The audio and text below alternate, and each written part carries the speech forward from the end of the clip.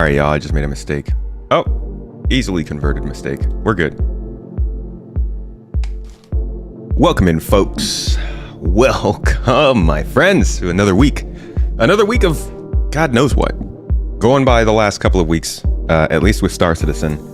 I don't know what the heck's going to happen this week. We're going to get the schedule for CitizenCon, so that's good. We're probably going to see a couple additional announcements and a lot more conversation. We've got a lot of conversation going on Spectrum, and that's how we're starting the day off, the week off, really. I like to talk on Mondays, but we're actually going to jump in and do some Day of the Vara exploration gameplay looking for loot items. So I figured we would at least get some news in real quick here. We're seeing a lot of like little bits and pieces. Wait, hold on. Not even recording. Okay. So we're going to get in-game. Something I've been wanting to do more this year with a better computer is get in-game and actually play. But Mondays are Mondays. We're going to start with news. And we've been getting some decent drops of like little bits of info on Spectrum. Not necessarily new pieces of information, but definitely like good confirmations and little things that I think are worth knowing. So we're going to go over a couple tabs here. Look at the stuff that's being said. Generally, it's Chad McKinney stuff. And he's got his hands in good stuff. So we'll get caught up on that and then we'll jump in game. Welcome, my friends. I did not hear. Why am I not getting any of these notification sounds? Oh, I'm plugged out. Hold on. There we go. I unplugged my audio in. Folks, welcome. Moondog, Punchy, Reese, Toes Gang. What's up, guys? Shifty, I see you. Saw you on the Yo, thank you for coming to that podcast. Let me address a couple of things real quick here. The podcast came out today. We got Citizen Central out. Launch sequence will be coming out later, specifically because we're not releasing both podcasts on top of each other. But we did have technical difficulties with that. They happened like halfway through the podcast. I tried to fix them at that moment. Best I could do was take us offline, which did help. But the recording itself was broken. And I ended up having to use our background recording for like a later segment of the podcast. So me and Mrs. Tomato, we did what we could to make it work. Unfortunately, it still comes out. It still came out and it's a little bit rough, and I'm sorry for that, but the new podcast is out. CitizenCon Expectations with like Board Gamer, Void Dude, Salty Mike, Ollie43. It's a good talk. Check it out. But besides that also, what else was I going to address? I don't know. I got a story I'll tell you guys when we're done with this, getting to gameplay.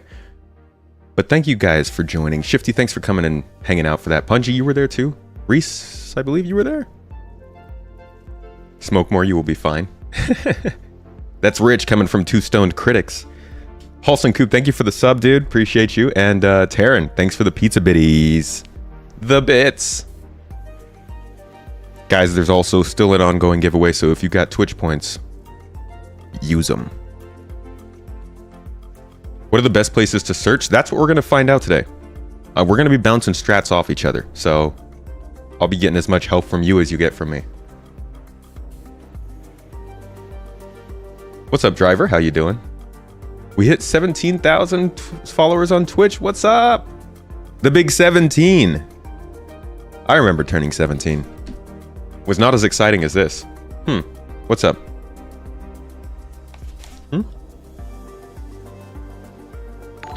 Hey, Looking Glass. Oh, signed up as a potato on YouTube. Yo, thank you so much for that. Appreciate you. We don't actually see that high level on YouTube. Make sure to get in touch with Mrs. Tomato, becoming that level of supporter. Anybody at that level actually gets their referral code for Star Citizen added to our randomizer. So if you go to jointomato.com, it'll send you to a referral randomizer that gives you some extra credits when you join Star Citizen and all that jazz. And what it does is it randomizes the codes for all of our supporters of that level so that they get those referral bonuses. So thank you so much for the support. Appreciate you. Make sure to reach out to her. Echo, how you doing, Toes? What's up, man?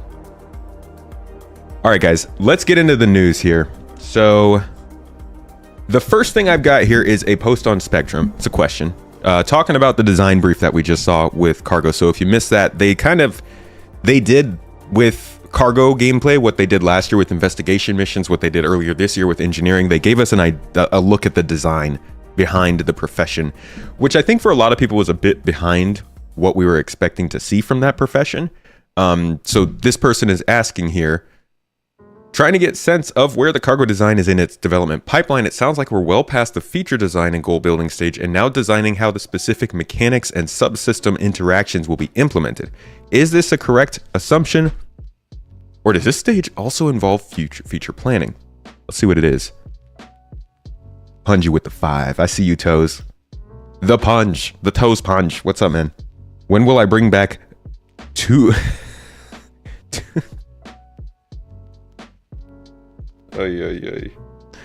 When will I bring back 2 Woos Day? The people need their weekly overdose of uwu. I can't help you with that, buddy. Oh, God. You're going to have to go to the uwu doctor to get helped out there. I'm not the uwu designator. I see you guys, though. I saw that bot. Don't think I didn't. All right, so this question, asking about... God, this is such like a... I love this song.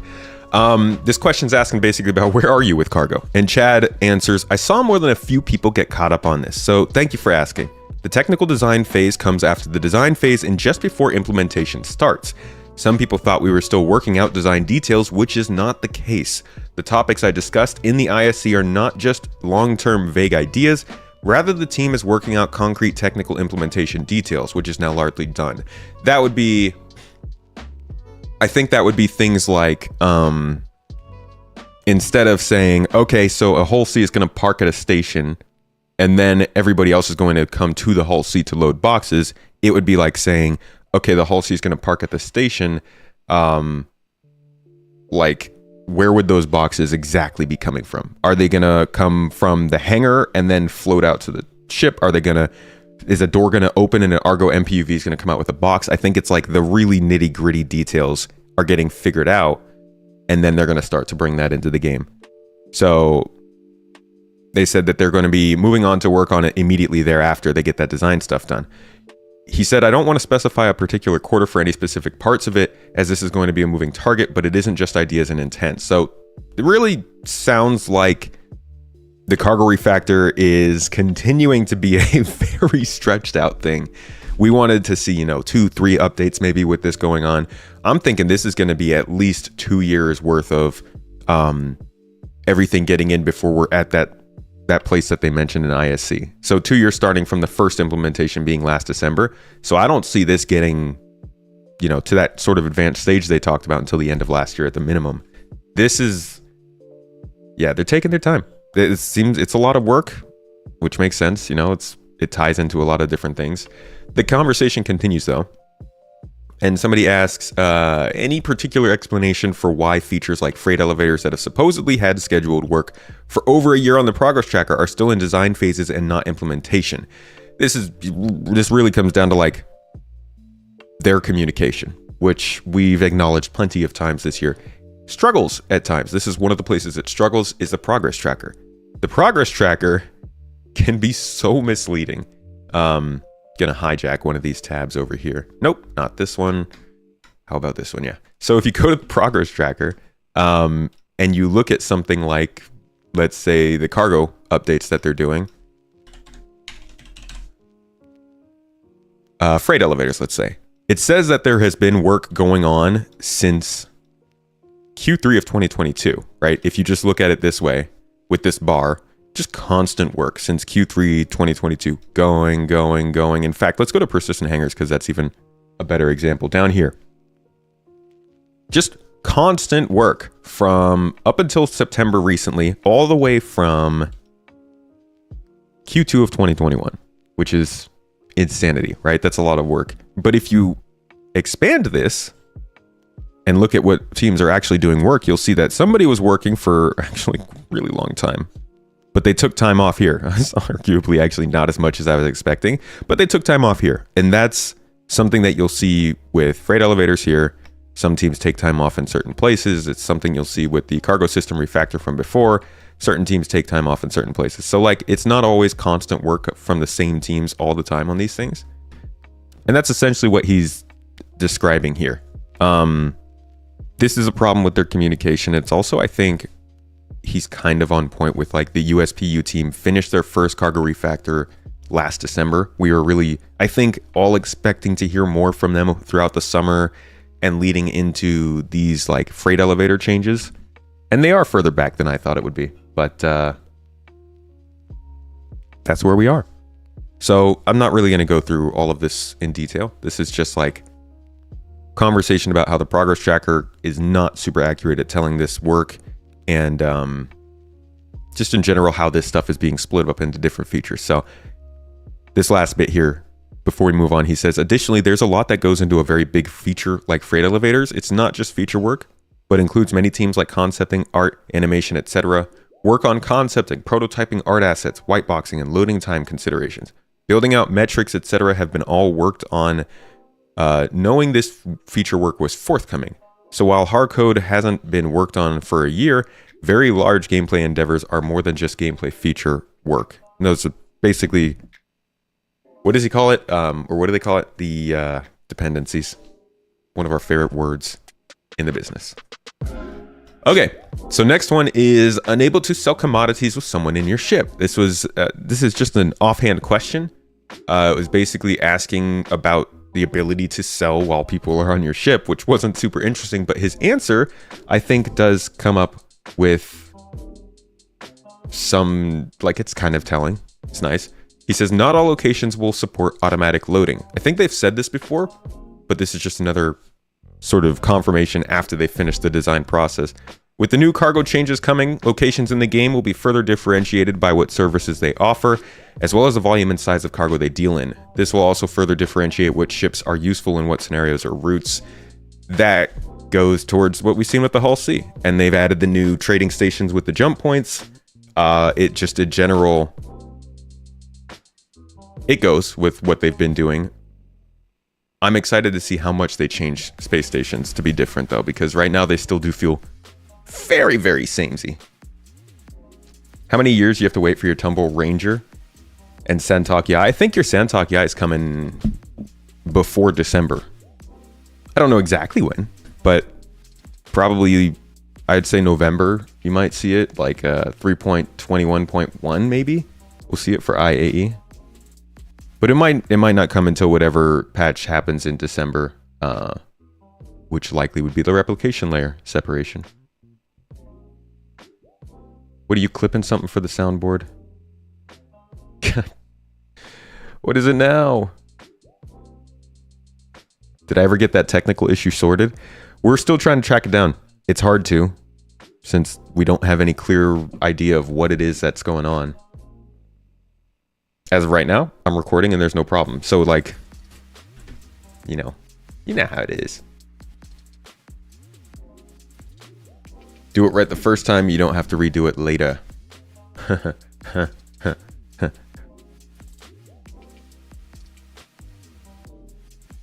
Merhaba, how you doing, Berk? Fact that you can't undock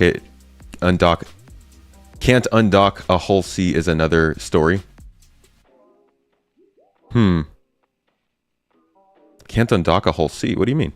I thought that's the whole thing. Oi, you mean because of like the glitches going on right now? Check your voltage on the line? That would be weird.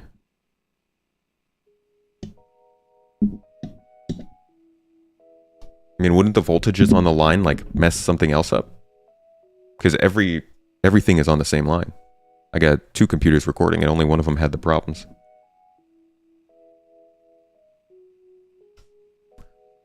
Let's see. Oh, we went over this answer. So this is just talking about differentiated space stations. What's up, Mace? How you doing? I am in the US. We're in California right now. Barrick, doing great, chilling with YouTube. Dude, YouTube's a good friend. I wish it would stop abusing me so much with its ads, but it's a good friend. And before you say it, I do have premium.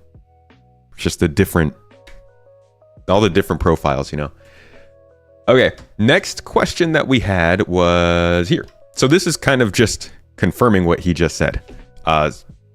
Literally another comment to the same thread. He said, as I said in another reply, not all locations all support all services. There will be differentiation. For example, you should expect a very large trading hub to have better facilities than a remote settlement in the outskirts of Pyro. All this stuff kind of factors into what routes you would want to be running. But it's also, you know, a little bit dangerous, I think, in that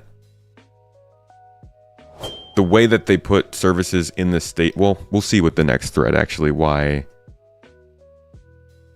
this stuff is like, it's good, but it's also got people a little worried the way that they're doing it. Good evening, welcome in.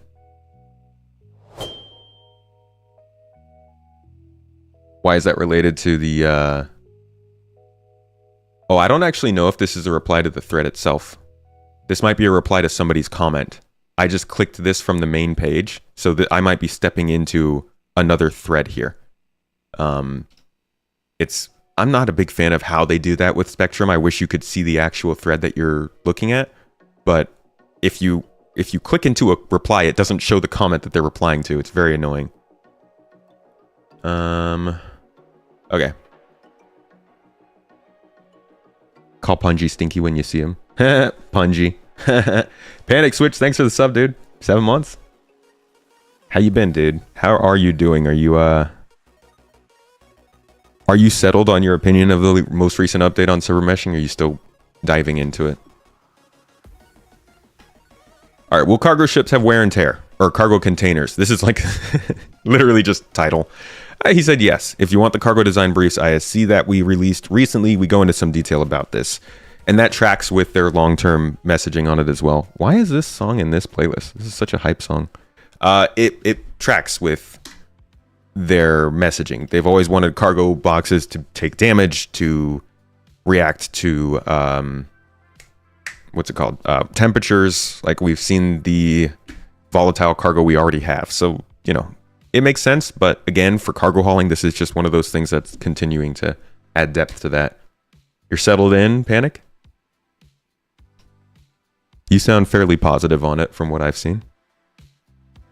All right, what is this? Oh, this one's a conversation about the Starfarer. This one actually gets really interesting, I think, because it gets a little bit more nuanced in the discussion around flying around in Pyro. We all know that Pyro is going to be a huge system with a lot of risky areas and not a lot of services available to us. So this person is asking how more specifically that's supposed to work. They basically said, let's see. They basically said, so you're adding space stations to Pyro. Does this mean the Starfarer will be useless since players can just go to the stations, rearm, and refuel? What is the trade-off of refueling at stations versus refueling at Starfarers? And I think there's, you know, definitely a way to do it. Not as many stations, maybe unlock the stations via faction reputation, or something like that. But the pricing structure is going to have to be interesting. You're positive on it in the sense that it opens up abilities to do new things, and it's technically complex things that are good to get done, but they really do need to focus on stabilizing and making it rock solid, which is hard. That's the hard part. Making it hard is hard. Crap, somebody's gonna clip that for sure. Oh man. Shouldn't have said that one. I'm gonna hear that one in Discord a lot. Stations will likely have limited fuel and need Starfarers to do missions. Yeah, maybe like delivery missions to stations with Starfarers would help. Extreme Terror 07's dude. How you doing? What playlist do I have playing in the background? This is just like music I have on my computer. The song specifically is called Stay by Dancing in the Dark.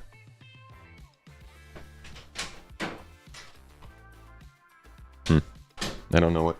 Mrs. Tomato just showed me a picture of something that I couldn't tell what it was and then walked out. I wonder if it's important. Okay. So here's our first answer to this question comes from Jake Acapella, community manager. He goes to a lot of the bar citizens, a lot of the events. He talks to a lot of the community and answers a lot of questions. He also helps with the roadmap and the progress tracker. And he's replying to this saying, hey, we definitely haven't forgotten Starfarer gameplay. Pyro space stations have been deliverable for Pyro from the start and are necessary for things like shops, repairs, and commodities, not just fuel. There will obviously be adjustments. Yeah, they've been like showing these stations off at and ISCs and Citizen Cons for years. I feel, and this is like part of the thing with Star Citizen. They've answered this question a bunch, but it's hard to find that answer. So you get more, you know, forum threads like this. I think having a nice library of answers to these kinds of FAQs would be cool. But that's a lot more work. There will obviously be adjustments as Pyro is put into player's hand, but just rest assured, we want Starfarer pilots to be able to use their ships. Somebody replied, "Trust me, bro, Pyro Copium continues." Y'all, just like, these are people in their workplace. Come on now. The only way this works out is if CIG makes fuel so expensive in Pyro that it might as well not be there, because players are going to pay the extra to not have player-to-player interaction. I mean, I agree with him, but that's kind of the point, right? There's supposed to be ridiculous pricing in Pyro. I feel like that's the effect of Pyro, that fuel should be super expensive and therefore rare, because like nobody wants to be there in their Starfarer. CIG need either refining gameplay or to make fuel very cheap at refining stations to make this work, or tap out and just make the fuel scoop generate hydrogen and quantum fuel. We do need better fuel generation gameplay. Hello, Anna. This guy replies, says, right, CIG has no control over the amount of fuel ships use, the amount of fuel the Starfarers hold, the price of fuel, the availability of fuel, or other factors. It's just a shame there aren't developers that have access to those mechanics that can adjust them as testing is done. Oh, wait. So, heavy sarcasm. Seriously, using Copium on an actual developer?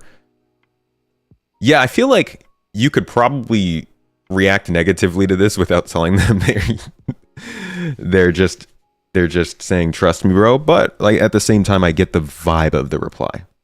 Like the reply is trust me, bro, but that's expected, I guess. It's a studio building a game. They're not gonna go into their thesis about how it works. But I do think that like this discussion that continues is really good and should be considered. So we'll dive into that as well.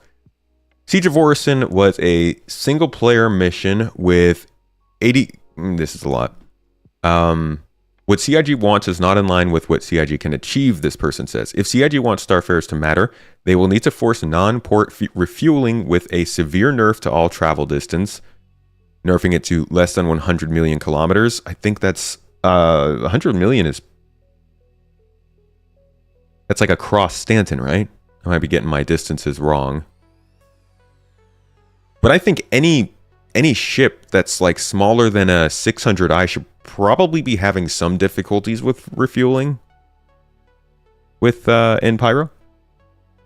He also says, though, fuel collection gameplay to allowing nebula refueling. I am in full agreement with that. We do need to be able to collect fuel at this point and get some refinery gameplay going.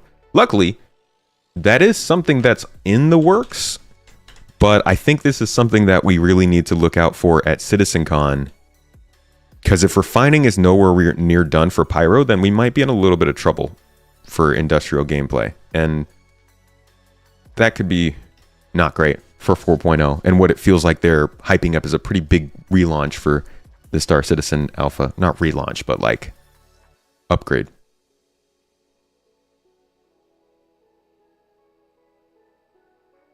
What do I think of distances in between things currently? I think they're good. It's hard to know because quantum travel is not in its final form, but I think that distances in this game need to be long enough to get people to second guess just flying to another planet, but not so far that you can't do that in one PlayStation if you wanted to. You know, I think this game should be trying to make enough gameplay around a planet for multiple days of gameplay until somebody gets bored, so that you don't have people constantly complaining about quantum travel, but rather looking at quantum travel as a major game change. The difference between... You guys remember the old Assassin's Creed games? It'd be like the difference between playing in one of the cities and like doing the countryside horseback trip to one of the other cities. You're changing where you are for the next couple of play sessions, right? You're like changing up your setting. And I think that's how these different major locations should feel in this game. Execute, my dude. What's up, man? If you guys don't know, me and Execute just had a good little podcast. We talked about basically every ship coming up in this game. It's like 15 plus ships. That'll be out probably tomorrow, so keep an eye out for it. Or later today, actually. They removed the scheduled work for the Crusader Spirit. It was there last week. Maybe they're all done. Maybe the jump drive takes a day to recharge. You're talking about going in between systems then?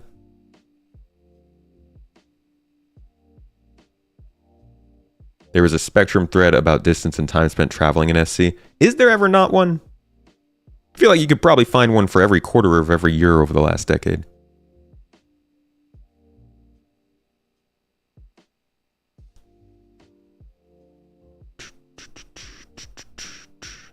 The podcast, not the ships. What about the podcast? Referring to your previous comment. Oh, I missed that one. What did that say? Jumps between systems. Oh, should also be a decision going along with preps. Yeah, I think like maybe not a day to recharge, but like you really damage it if you use it within a certain amount of time. Or you have to be a very good tuner, engineer.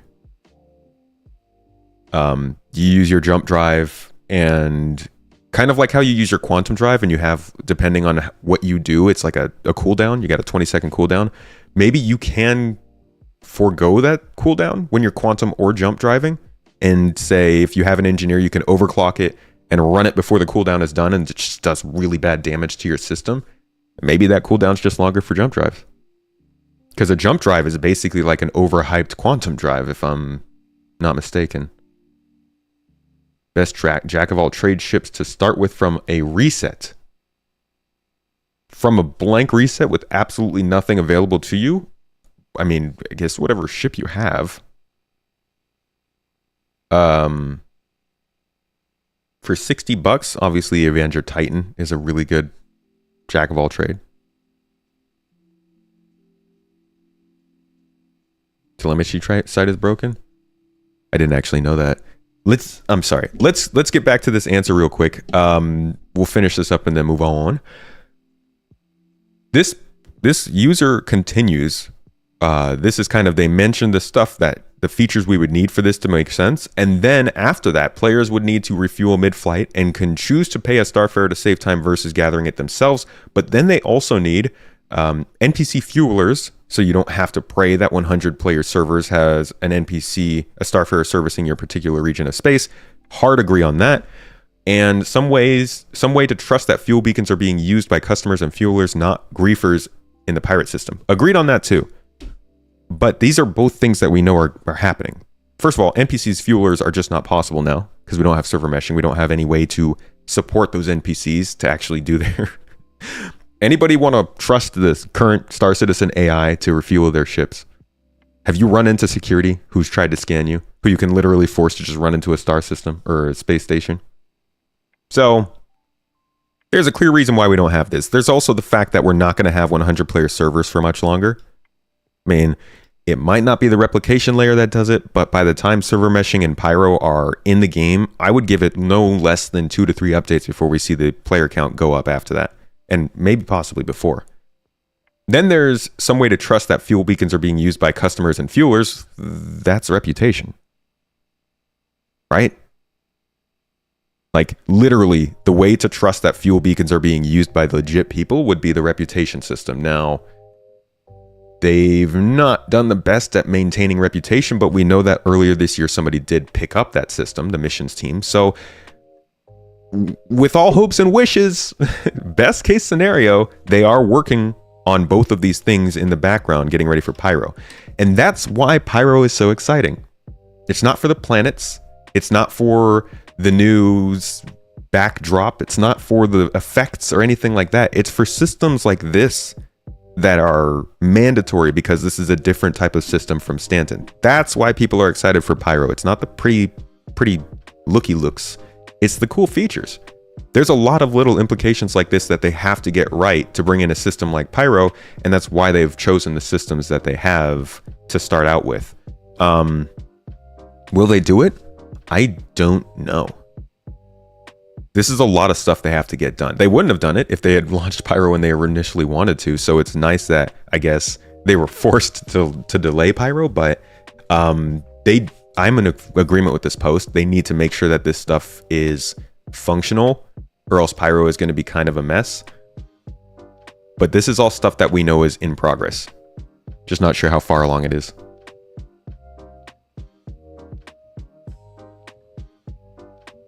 want to explore Pyro and have a new system to learn. It is part of it, just not all of it. Sigelian, what's up, dude? Thanks for the raid. Welcome, my friend. Welcome in. Welcome in. Welcome in. How you doing? You making any pizza today? You doing any Ultima? You were playing Ultima. I saw you. I watched your stream for like a cool minute before I went live. I saw that Ultima. How's it going? Game's running well. Off to work. Have a great stream. Thank you for dropping by, dude. Thanks for coming with him, everybody in Sigelian stream.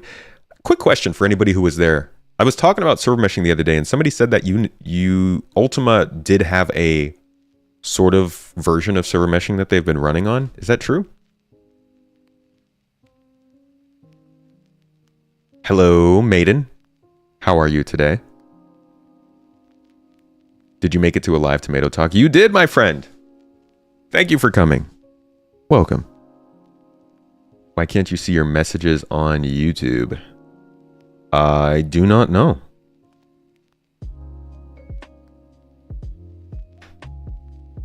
I don't see any messages that you sent on YouTube.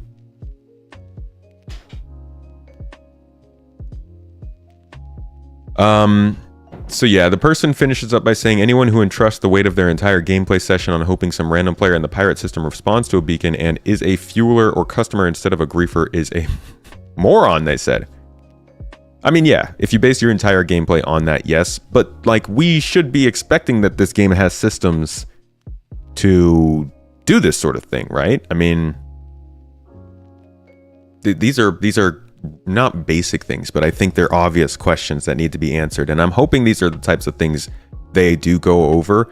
When we look at updates like we're getting with player trespassing, though, that's the kind of update I feel is in line with this. It's like one that's probably going to have a lot of edge cases and things that they need to figure out in a closed environment. And I hope that's what they're doing now, but not much knowing. Yeah, we need reputation. Which Ultima? Ultima Online, I believe. It's fun being on the Soul Citizens charity stream with you. Hey, that was good times. I'm glad to be back in the US and I can get on more Soul Citizens shows because it's good fun. And that was a long stream, a lot of great money raised for a good cause. Glad to be a part of it. And it was good seeing you. What's up, Sloshy Peach? Sloshy Peach. That's a good one. I like it. All right. So here's another update I wanted to give that I just kind of noticed as I was going through the Halloween stuff, which we're about to go search for ourselves. This little bit of at the end of the recent update to subscriber promotions says, our goal is to make most items earnable in-game. For this reason, many subscriber flare items have been added to the in-game loot pool so as rare drops from Alpha 3.17. Most pre-2023 items that can be carried by players are available now, with new and future flare being added after a 3-month exclusivity window. So that's kind of addressing all of these things when these come out as subscriber flare. You can get these in-game. They're in-game rewards, but normally these subscriber flare, they can be some nice stuff. It's, you know, it has changed here and there. There have been times when people are like, oh, I don't want to be a subscriber. This stuff sucks. There have been times when people are like, oh, I'm going to sign up as a subscriber. This is great. Either way, the stuff that you can buy will be available in game. Just like the ships, just like the skins, which they are taking longer than I think they should to get in game. You don't have to buy this stuff. You can just find it and earn it in game as it should be. So I think that's worth mentioning whenever there is a big drop to the subscriber items and it came across it. I don't usually see it, but here it is. So I thought I'd mention it to you. All right. Finally, yay. There's new Day of the Vara stuff. This is the stuff we're about to go look up. We're going to go try and loot some of this stuff. We have found many of these in the past, but there's, I think, some new stuff in it this year. So let's get to that. Thanks for dropping in for a little bit of news. Hope you enjoyed. Now for the gameplay.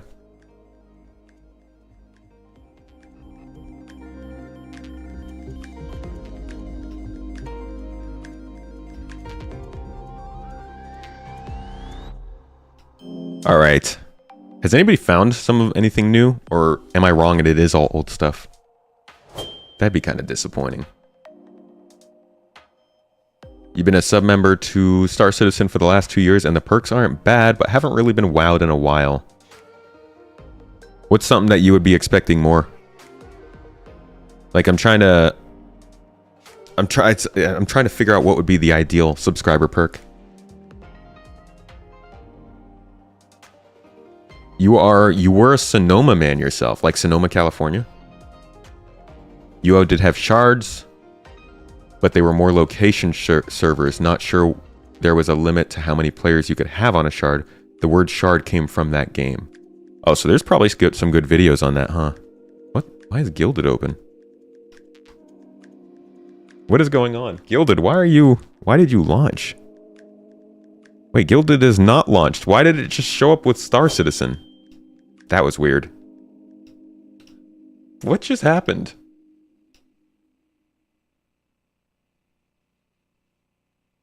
Something exclusive that won't be available in the game? Oh, well. I think they're trying not to do that.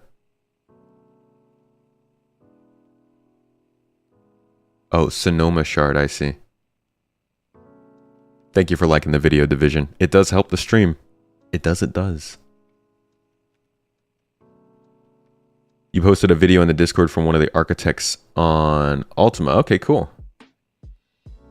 I'll check that out.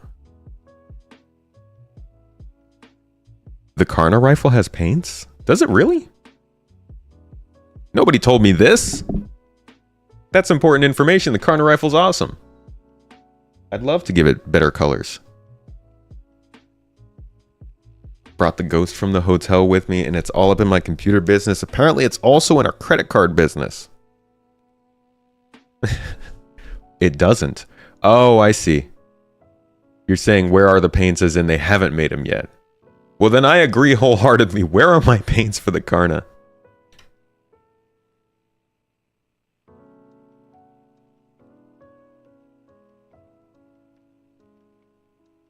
If I'm behind in something, do I need to catch up? Ha! Ha! Ha! I'm trying to think of something. I'm trying to think of a reply.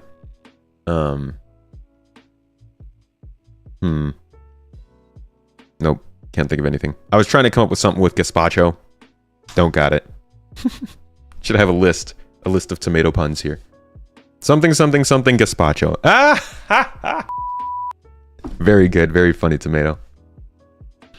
You were on a UO Europa shard player for over a decade. Jeez. Could you transfer stuff between shards?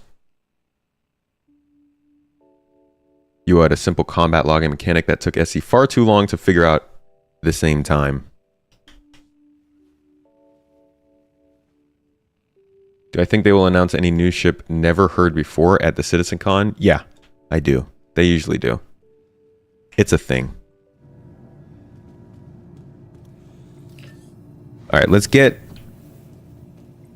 equipped. Oh, I'm still recording. Whoopsie. Let's get equipped and ready to go. And then I guess we're going to start out. Why don't we start out by hitting an outpost or two and seeing if we just get lucky with something there. I've seen different strategies. Hit bunkers, server log at outposts, do all these different things. So we'll start with just the really basic, just looking at outposts kind of stuff. And I have none of my stuff here. Why am I always spawning in places where I have nothing to wear? I'm always naked.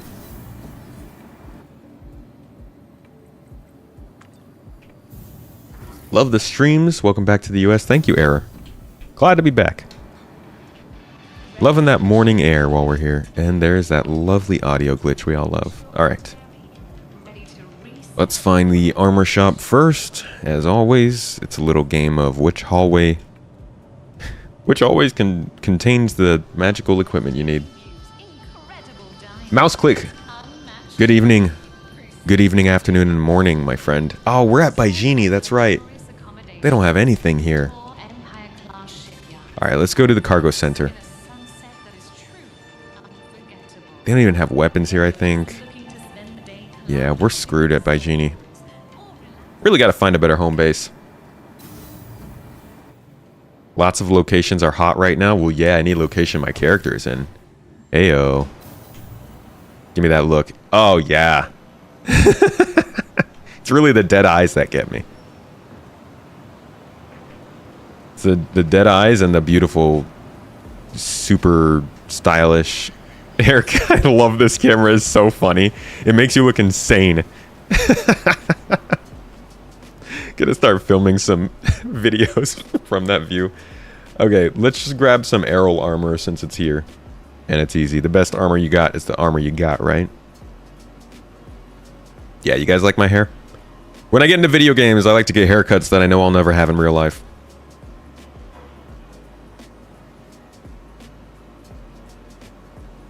Crap, I don't even know what I've grabbed now. I think I got a helmet. I think I got everything. I didn't get an undersuit, that's for sure. Yeah, I got two arms and 2 helmets, but no legs. Nice.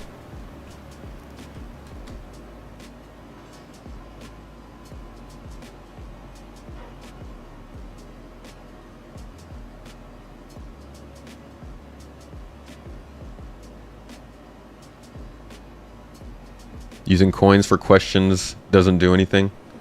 Yes, the coins for questions is supposed to be during a usual day. I should probably disable that so that you guys aren't trying to use that. But are you leaving, really? What's with all the discussion about the image from CIG Concierge? People really see an F8 Lightning? I actually don't know anything about that. I haven't looked into it. So I probably couldn't give you the best answer anyways. Why do you guys leave if I don't get your question? Just ask it again. Give me a chance. What was I missing? I had arms and chest. I grabbed legs, helmet, backpack. That's everything. Let me also get some food. What's my favorite makeup? Makeup? Oh, marinara. Marinara sauce for makeup. Legalize marinara, CIG. Oh, dang it. You don't get that if you haven't seen the mouse pad. It's like a smoking tomato. He's got weed, and he says legalize marinara. It's funny. Tractor beam, tractor beam, tractor beam. There we go. Just want to make sure we have at least one of these. Should cosplay my character at CitizenCon. Thought about doing the New Deal guy at one point. Dang it, I didn't get an undersuit still.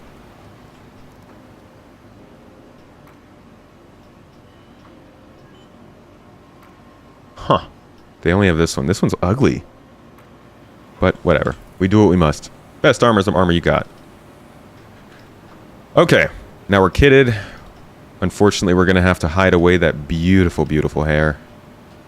But we'll come across it again, I'm sure. Bye, guy. Last podcast was with Croncy, Mike Board, and Ollie was Prime Stuff. Croncy. That was with Void Dude. Mike Board and Ollie. Guys should really make it more a regular thing to hear the biggest SC creators more together. I do that every month. If you go back in my Citizen Central podcasts, I get 4 of the biggest creators together every month, and we talk about Star Citizen subjects. This is just episode 14 of that.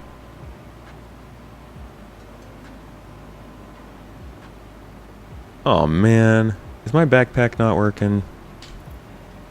You can get hair like that, but it takes a lot of work. Your ex-wife had hair like that? Yeah, I'd have to do a lot of perming to make that work. My hair's pretty curly. You can get guns at the armor shops? Yeah, but they don't have any armor shops here. There's a mouse pad. Yeah, there's a mouse pad that says it. I actually don't know if there's a jacket, but we're going to do a remodel on that merch specifically. We need to do a little bit of work on it. Okay, so we got all that stuff except for a gun. I think that's enough. Let's hit our first outpost, and I think we'll find some loot there. Oh, this person made a little treadmill for themselves. A little portable treadmill.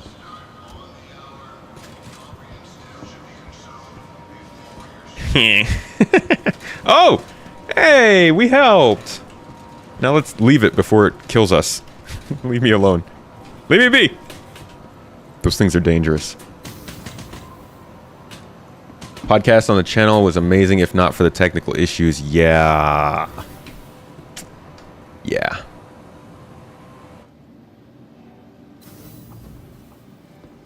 Oh, I love these wireless headphones. They got great range.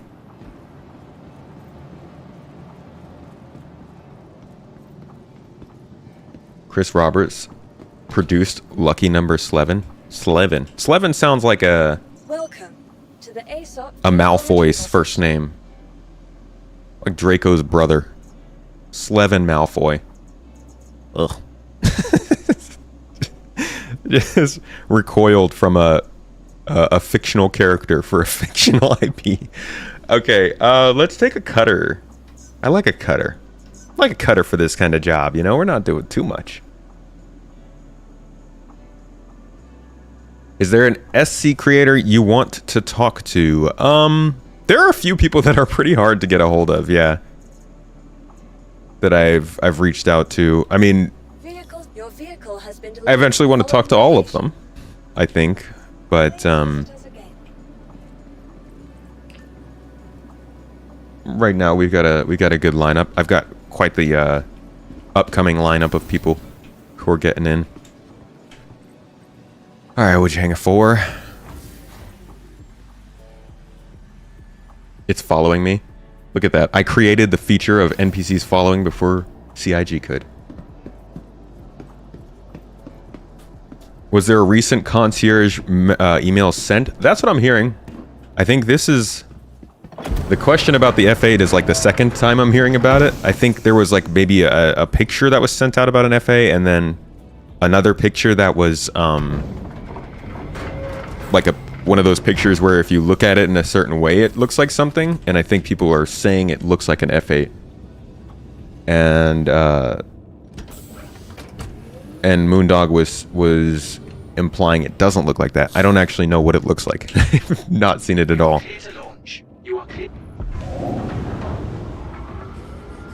Oh, the trolley was following me. The hairbend indent on the player's head. Yeah, that's rough.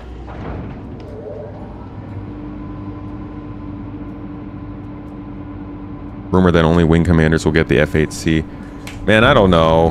The F8's one of those ships that's like kind of exclusive, and I think we were all thinking we would get it as like a reward for finishing Squadron, which I think is still a thing, but then also like you get it, you can buy it if you spent enough money, and people are like, maybe it'll be available in game, and these are all of the things that I don't really care for. I just want to watch, I just want to play, and like, I just want a cool game to be made. Y'all figure out the details. But I'm not sure what the, if there is even drama around it. Like, he literally left because I didn't answer the question fast enough. So, we can't... I don't know what sparked it. It says F8C? Oh, well, if it says F8C on it, that seems pretty obvious.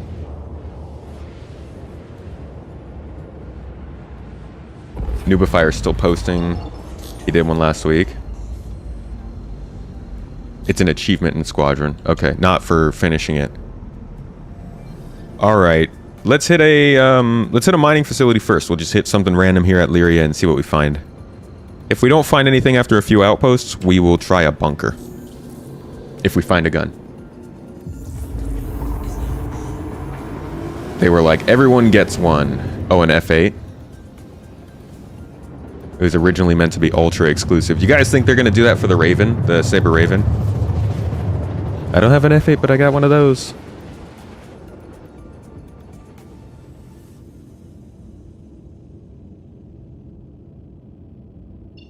You found a bear helmet, but it's still not in your hangars. I think the stuff doesn't show up immediately.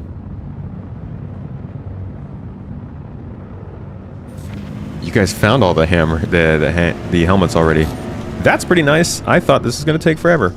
Or at least, that's the vibe I was getting from people's messages. Brand partnerships are the only ones they've kept their word on. Yeah, they're kind of legally obligated for that, right? Screw the backers' expectations, but we've made contracts with these companies. As much as I don't want to be bitter about that, I feel a little bitter about that.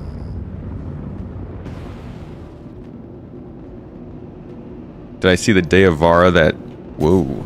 animated scene when you're in the vent point of view? No, I have not heard about that at all. Like when you're in a vent somewhere? Eric, I'll catch you later. Thanks for hanging out.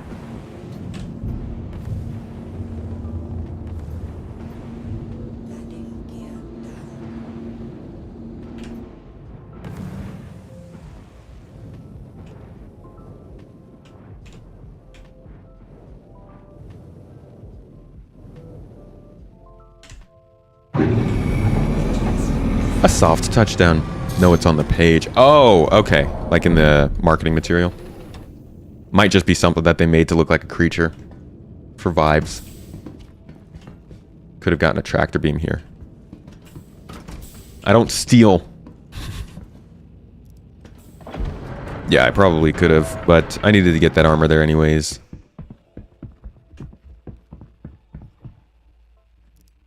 Alright. Bye-bye, ship. Let's see what we got here. I bet you guys think maybe we could find something in a cave? That would be fun to go search for.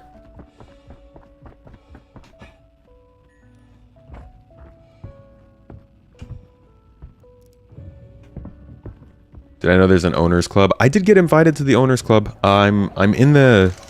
I think Dead Leader is the one who does a lot of stuff for that. I'm in the Discord and stuff. I just haven't gotten to join in one of the events yet.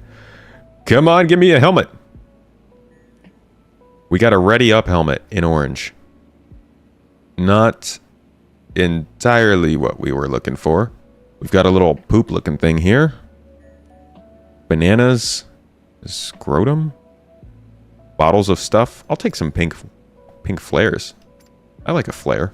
Shinies. Shinies and glowing bits. Did you ever say what multiple bytes for actor status T2 means? I think it's just multiple bytes for food. More fruits and dried foods and, ooh, multi-tool attachment. I'll take that. And flares. We'll always take some more flares. Why not? Can never have too many flares, my friends. Take some water, too. It's space. How much water are you going to run into?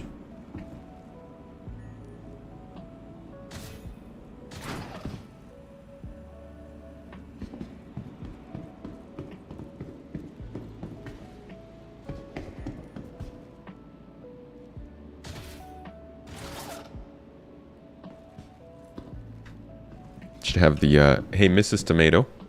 Can we remove the redeemable Ask Tomata question on Twitch? Thank you. Let's see. There are not many boxes in here. People should shape customer alliances where they collectively say, nice deal, but we won't buy unless you make a contract with us. Like unions? Tell you what, we would get smashed by the corporates. They will find a way.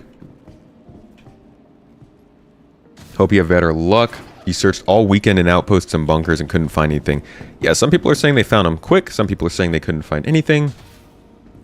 So far, nothing for me, but we just went to this one outpost. This one building, in fact. Let's go to the other building and see if it's got anything. I said cave and fun in the same sentence. Yeah, man, it's called the speculation talk. Let's talk about future caves. That's a lot of fun.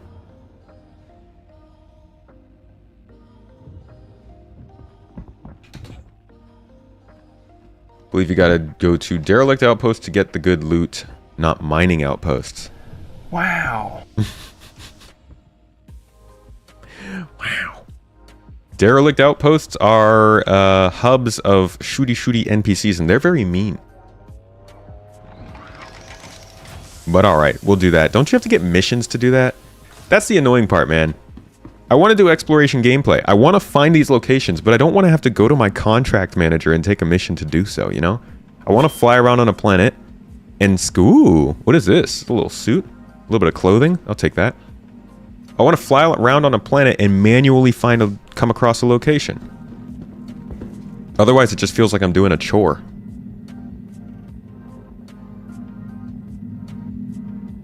Here's another one of those things. Ooh, I like this one too. Let's take this. Wait, where's all the other stuff I just... Where's all the other stuff I looted? I like just took some clothes. Weird.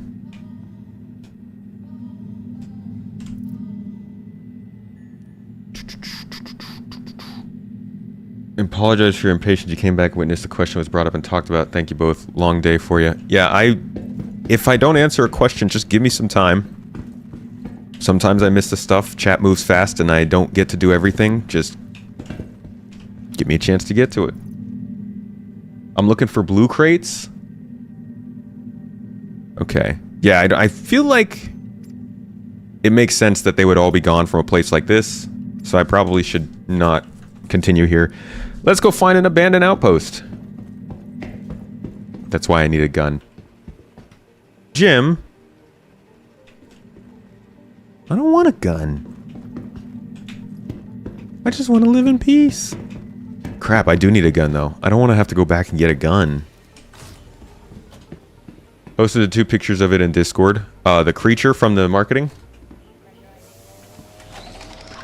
Suggest I search a Starfield for that kind of gameplay. I don't get to do it on Starfield either, dang it. Although Starfield's exploration gameplay is more fun to me right now. I know a lot of people don't like it. I get a kick out of it. I don't like how much clicking there is, but the actual on-foot stuff is actually pretty intriguing to me. This is cool. Can I get in? No. What is this, an LX? Yeah. Pretty neat. The fact is that CIG just made a deal for an exclusive ship because of a big chunk of money, and individual customers are just too split up to shape a collective demand. Absolutely. That's like the name of the game, right? Once you are big enough, you can do the things that you want because there's not going to be a focused enough force to go against you. It's like reaching mass scale. And unfortunately, we live in a world these days where attention is success. So if you're basing that entire premise on the idea of just making people angry, you can just do that and run away with it. But yeah, it's the same with this kind of thing. CIG is a big company at this point. The community is freaking massive. We are decentralized. We're all over the place. It would be very hard for the community to try and like force a decision that CIG really doesn't want to do. But I do think that overall the community is pretty influential in the direction of the game's development. Oh, they're talking about the F8. Peace was never an option. That was an interesting discussion we had during the podcast. For those, if any of you have watched it so far with the Citizen Central podcast from this morning, we talked a lot about the idea of armistice zones and whether or not there should be absolute mandatory safe zones in Star Citizen where it's just straight up an armistice zone and people can't be shot. I was the lone person in the podcast who was saying that no matter where you are, there should always be risk. But I also am open to the opposing view that there should be places where you just can't shoot a gun. I get that. I think that does take away some opportunities for interesting like bounty hunting and crime stuff.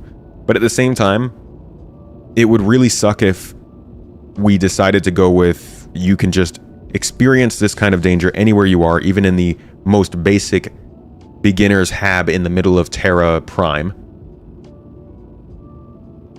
It would suck if we went with that and then 10 years from now, we just couldn't control the players to keep beginners from getting shot their first 5 minutes in the game no matter what. I would prefer to avoid that risk than go with the danger everywhere kind of approach. Alright, now how can we find a abandoned derelict? Morning username. Would love for there to be armistice zones personally. Missed that part? Yeah, it might have been after the technical difficulties. I think a lot of people are going to miss the last like 30 to 40 minutes of the podcast because of the audio problems that popped up. It's a serious bummer. It was such a great show. And I think people are really... this is the first time I've seen people really excited for Citizen Central, so I think maybe the podcast is actually, you know, getting picked up. And then we release this and the problems pop up. It's just annoying. Okay, so how do I get one of these derelict outposts? It's going to be a delivery mission, right? to be a difficult delivery mission, or one of these. What do they usually come under? Mercenary? Delivery? You have to do 2 box missions to unlock them? Dang it. Okay. So we got to do some quick box missions, I guess. We're delivering from Walla to Walla. That's not bad. Let's make it happen. We're in the midst of discussion anyways. We got things to talk about. So continue along with me. And enjoy the trip. At some point I'm going to start doing some like RP or some Star Citizen traveling ASMR. Just cinematic music, good views, and slight narration. Oh! Is this the Halloween cutter? That's a strong green.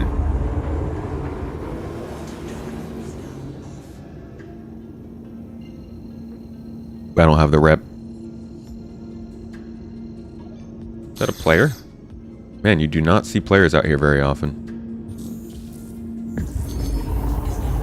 CIG has to have a huge issue with retrofitting Squadron 42 and the quest to the new releases to PU. Yeah, I'm wondering if they even are going to buy or do move over those missions like that. 2010 gameplay. What modern sci-fi game doesn't have gameplay that's been around since 2010? The unfinished ones, to be honest. What do you mean by 2010 gameplay? What specifically? Will you make cinematics like your old videos? You've been meaning to go watch those. Yes, cinematics are something I really want to get back to. At the very least, I want to get to putting more cinematic stuff into my regular videos. And I think we're coming up to the point where we're about to clear out our NAS and kind of refile our structure, or restructure our file system. So that's going to give me more time to film and get footage for cinematics. I will be including you guys in the filming process of that if you ever want to jump in game and be a part of it. So that's definitely part of the plan. I just got a long laundry list of things to do before then.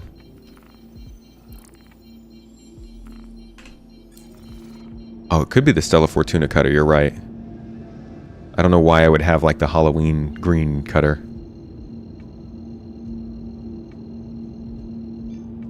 Oh yeah, RXD, I just saw you. Out by Lyria, right?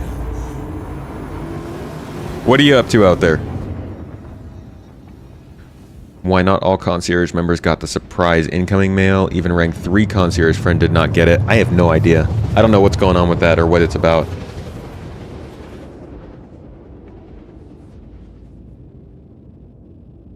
Every time you start an event, it always takes 30 to 45 minutes to actually get to the purpose of the event. Or are you talking about events in game or my streams?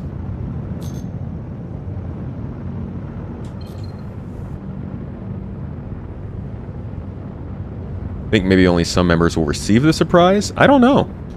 I'm not sure what they're doing there.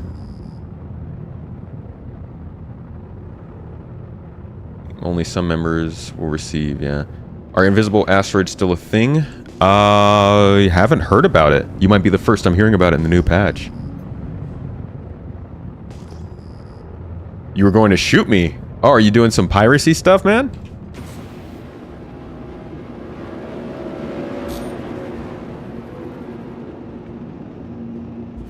For you. Oh, like when you're getting into game and you want to do something, it takes a while. Yeah, Star Citizen is a slow game.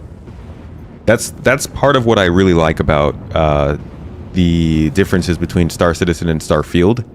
It gives me like a relatively up-to-date AAA game that I can just like get my space. I can get my space content in very quickly. If I don't want to like sit down for a 2-hour session of Star Citizen, I could jump in and do like 3 missions in 40 minutes in Starfield, and it's kind of nice. But as time goes on, and as more of the gameplay and systems are coming in, I think it will be easier to get into gameplay faster in this game. Jim, you hit an invisible asteroid last week? That's so annoying, man. I'm guessing that's a problem with the servers once again. RXD, you think you know that guy? Oh, yeah?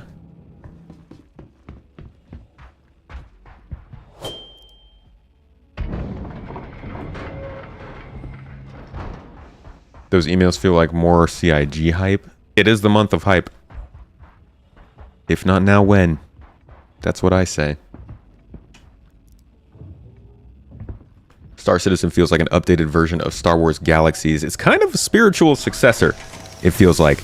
I had a good talk about that with Morphologist. He used to play that game quite a bit. Probably an updated talk we should have soon. But this is, yeah, it's a... It has a lot in common from what I've heard.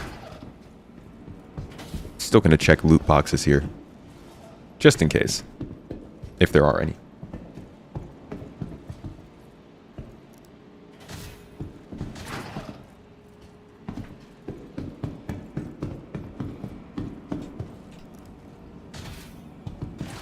Ah! A red box!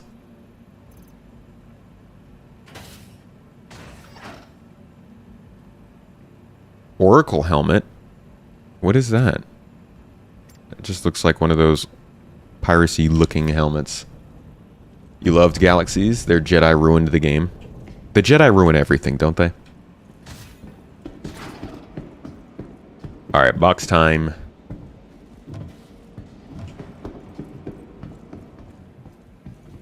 Pick up and deliver. We are USPS today. Who I am not answering the texts of anymore. I got another one of those texts, and I recognized it this time. That was a very stupid mistake on my part. I will not be answering any more texts from companies while streaming. Galaxies was so good. I missed it. I'm kind of sad I missed it, too. I never cared for MMOs. The only MMO I ever tried was Phantasy Star Online, and that was on the Xbox for like 2 weeks, because why not?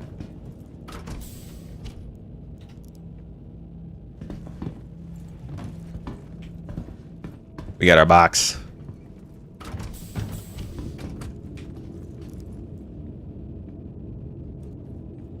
Make sure I empty the box.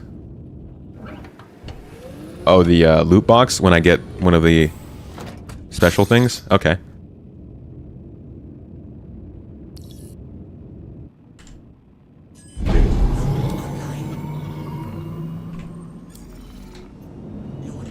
Whoa, Jesus.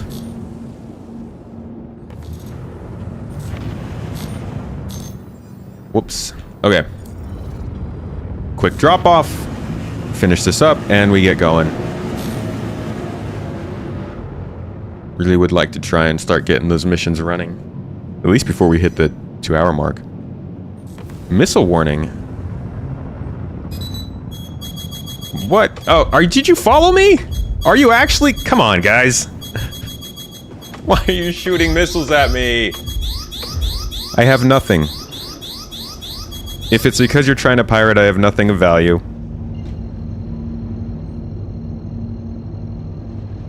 Let me fly. Not a fan of Star Wars? I wasn't really a big fan of Star Wars either until Andor. I mean, I liked Star Wars for what it was worth. It was entertaining, but I didn't really get into the lore until I watched Andor. Then I was like, ooh, this is good.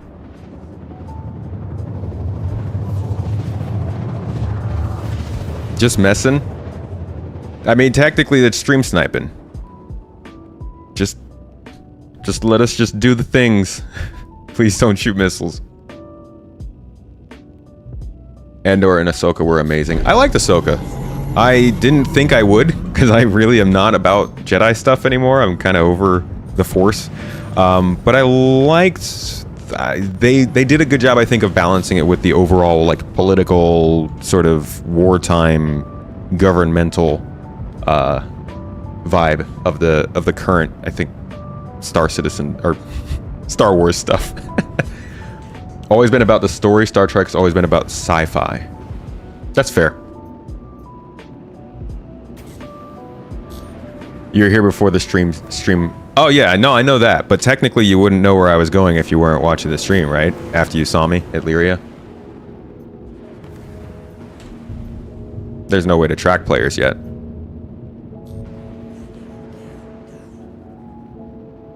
I still sleep with the Force. I still dabble in the Force.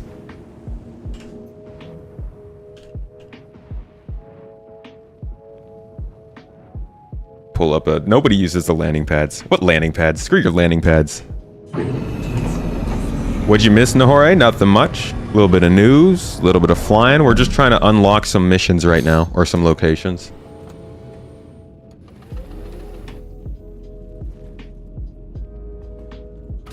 Heading out, nice seeing you. Followed your route in the direction you were going. I see. I just mean the specific outpost seems... Either way, good to see you, buddy. Thanks for not blowing me up. I appreciate it. Holy crap, we would have had to start the whole mission over. Imagine having wake scanning in SC. Now that would be cool. Being able to track where somebody went with quantum travel by scanning their like signature.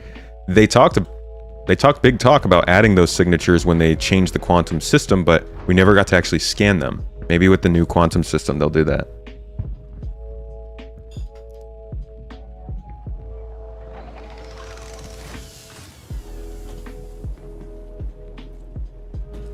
Can't get pad rammed if you don't use the pads. Never seen a more specific, a more apt, a more powerful statement, really. All right, mission 1 done. If we're lucky, maybe we'll get a delivery mission from here, and that will give us the ones that we want.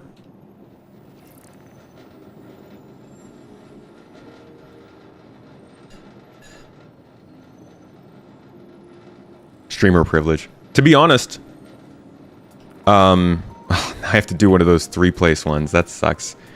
All right, we got 2 on Walla here and 2 on Lyria here. So I guess let's take the ones from Walla. We're gonna have to come back to Walla anyways. That's these missions, man. I mean that's part of streaming, which is a bummer. Is that people will always one of the packages is here. Oh, what a time saver. People always know where you are, and you kind of have to put up with it. It's just part of the deal. And it's usually not a problem. Like, we didn't die, which is fine. I more hate telling people not to, because there are, like, definitely times when, you know, you want to get a group together. I don't like telling people not to come play. But, obviously... that's a slippery slope, and you never really know what you're gonna get. We've definitely had plenty of times where we like invite people in and then they just blow up the whole event that we're doing or something.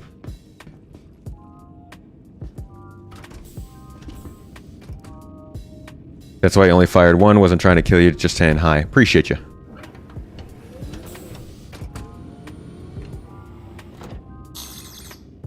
Finding anything good so far? A couple boxes. Hey! It's a box kind of day. No, we have not found anything. I found like a like a dress, like a robe kind of thing, which I'm sure will be... Let's see, where are we going next from here?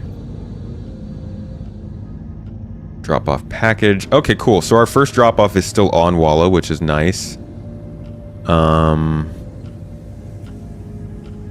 Our other package is... Package... Wait, why does that say... Did I not actually pick the package up?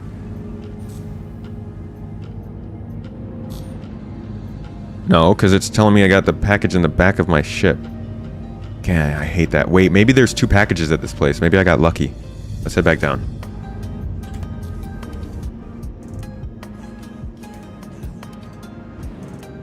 Because I might be seeing 2 different package identifiers. If you find those bear masks, they get permanently added. Yep. That's the goal. So this is 224-576. That's 222904. Okay. We got lucky. We got very lucky. And we got 2 packages in one place. The place we were already at.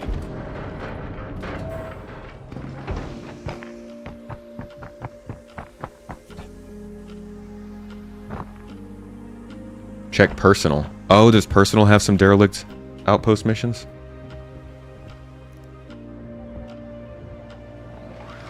Retrieval ops. Okay. Once we get in the ship, we'll check for some retrieval ops.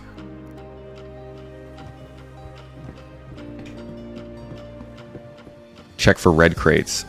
No red crates in here. You've been having a rough time with SC lately. JDN, I don't doubt you. What's been going on, man? Tell me. We're basically a Star Citizen AA group here, so, you know, tell us your worries, tell us your complaints. We'll talk it through. Come to a good conclusion. That conclusion will likely say take a break. But at least it's something.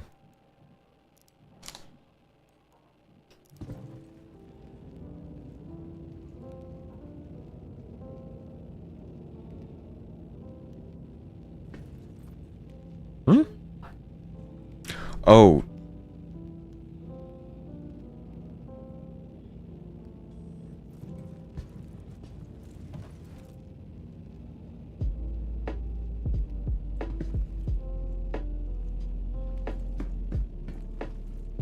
Sorry. A little bit of content discussion with Mrs. Tomato. She's making some videos over there. Little editor. How are the benefits being on an Amazon delivery agent? Pretty good, man.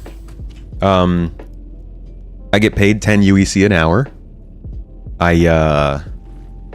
Sometimes they'll provide me with lunch. Usually it's just dried beef chunks, which I'm not super keen on, but like, you know, I have to be grateful. My company is so giving. They provide me with health insurance unless it's anything more than like a cold. So if I like get burns from my thruster, or maybe I have some damage from vacuum exposure or something like that, they don't really cover it, but like they'll help me, you know, with the little things. It's very nice. They're so kind. They provided me with this ship. You know, I told them I'd probably need at least a Caterpillar size for the jobs I want to do, and they were like, sure, yeah, we can do that. We have plenty of trig ships, and they gave me a cutter. So just so grateful. Thank you, Amazon, for letting me work for you.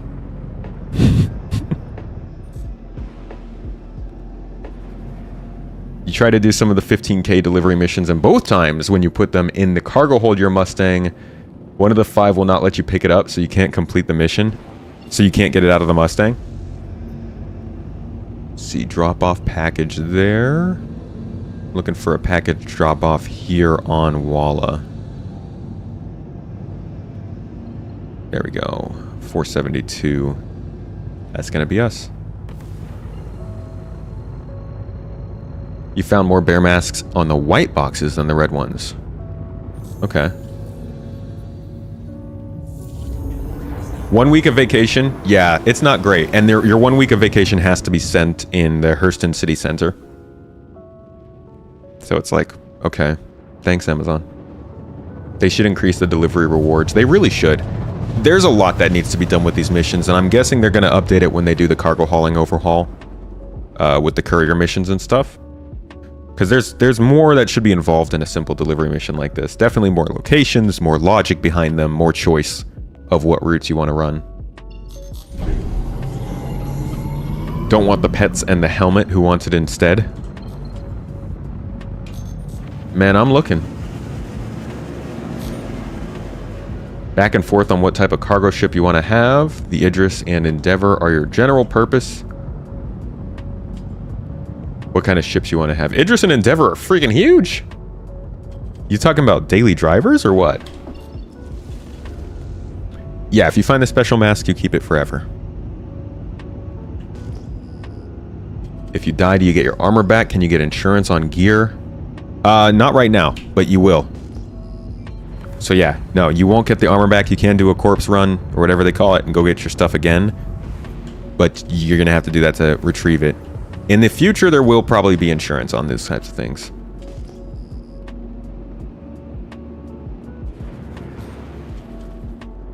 Am I 100% sure I don't want the purple bear helmet? It looms bad. It looks bad anyways. No, I'm searching for them. Whatever I find, I find. I don't mind if I miss them. I've never really been that stuck on these specific items in game. I'll get them someday. But right now I'm just trying to finish these package missions so that we can actually start getting some of the retrieval ops. I said I was going to look for them too. Mobby. Is my gear not down? It looks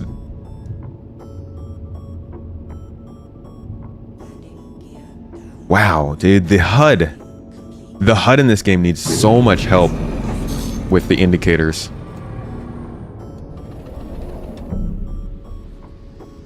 If you die, you go get it back or buy new. Yeah. Packages wouldn't let you pick them up, so you couldn't get it out of the Mustang's cargo area without using the multi-tool. Huh. Yeah, I'm wondering if that is... Which package am I delivering here? 224576. I'm wondering if that is a Mustang thing or if that's a package thing. Are people waiting till I find one to hit like? That is a possibility. Nice little incentive to work harder.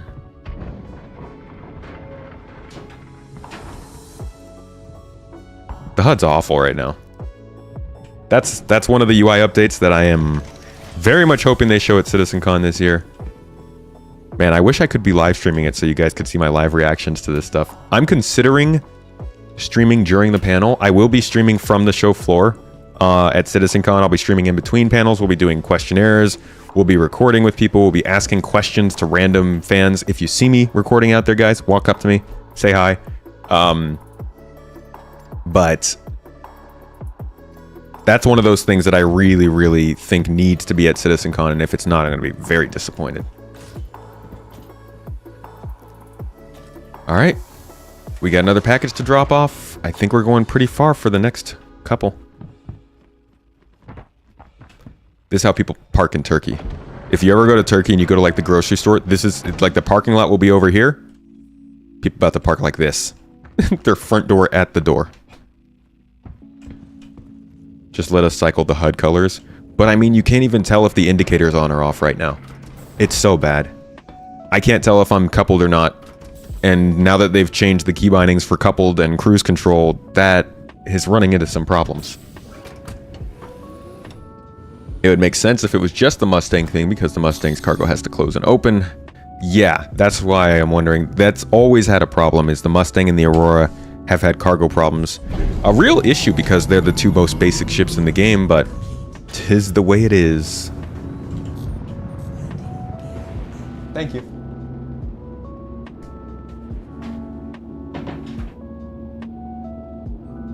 Can you add me after you join so you can give me the helmet? That won't be necessary. I am doing this completely solo. I just want to find these things myself and do some exploration gameplay. Appreciate you. But I'm going to find these ones. I have not found any yet. Right now I'm just unlocking the ability to do so.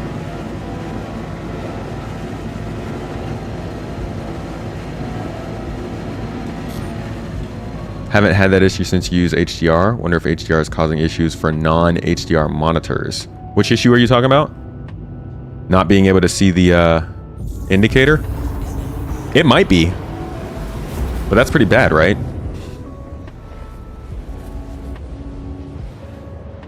Release a half-baked and let them deal with it for years. The model. The alpha model. Last year, they were in almost every box you looked in. Did you get all the helmets last year? Did they add any new ones this year?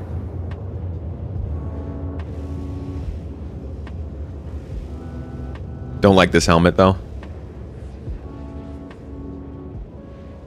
Yeah, you can always keep it for later. I mean, this is a helmet that, like, other people won't have in the future. It'll have value. Try deliveries with their Aurora. At one of these streams, we'll probably need to do the new player experience with new ships just to kind of showcase where it is. Might do that right before 4.0. Do I think we'll get new ship sounds like they showed not long ago? We'll get them. I don't know when, though.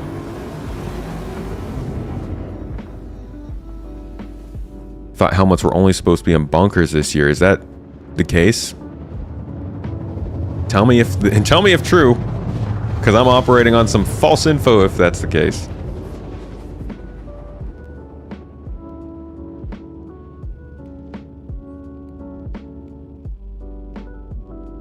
The Defender's good for this stuff.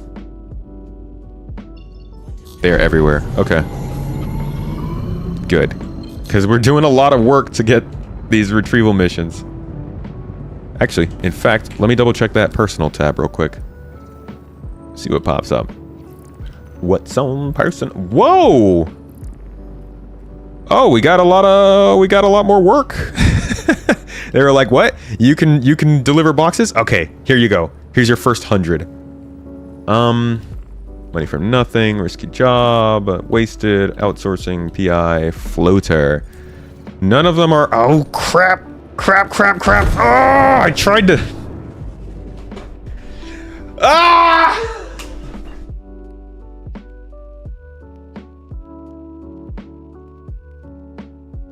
I knew it! Oh, I knew that was gonna happen. I knew that was gonna happen.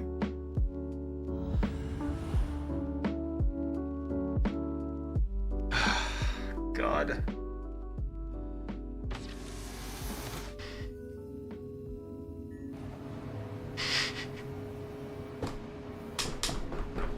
Why didn't I trust my instincts?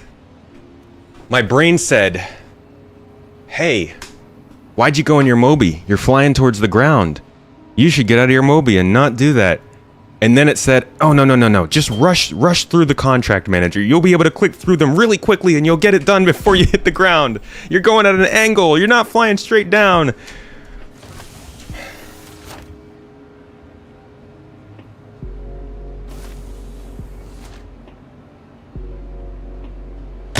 I'm sorry, guys.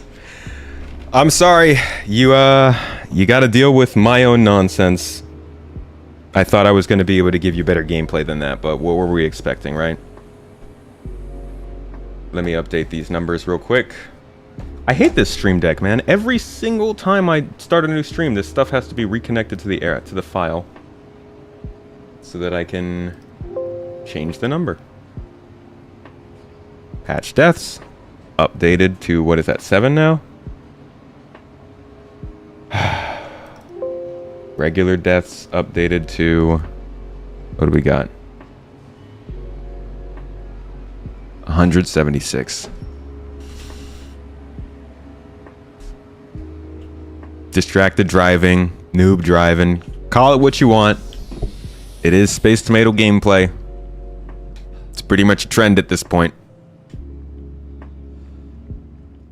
Alright, let's continue. I'm just gonna go back and get those boxes, to be honest. I don't think it's worth canceling and starting it again.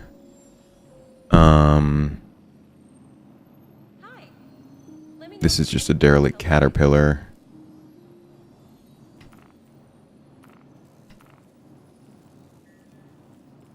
Yeah, I really need to take my I need to take this game more seriously. I need to stop killing myself like that. It's funny, but Jesus, dude.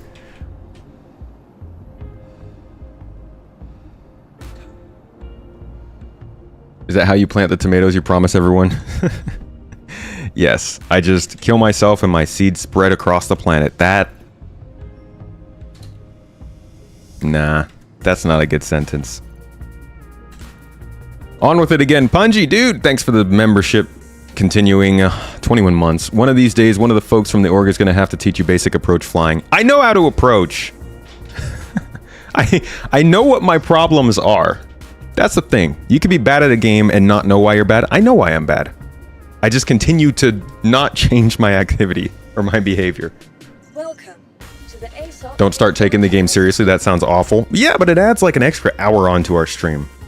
At least while I'm streaming, I should take it seriously, you know. When I'm playing with the org, I can just kill whoever I want.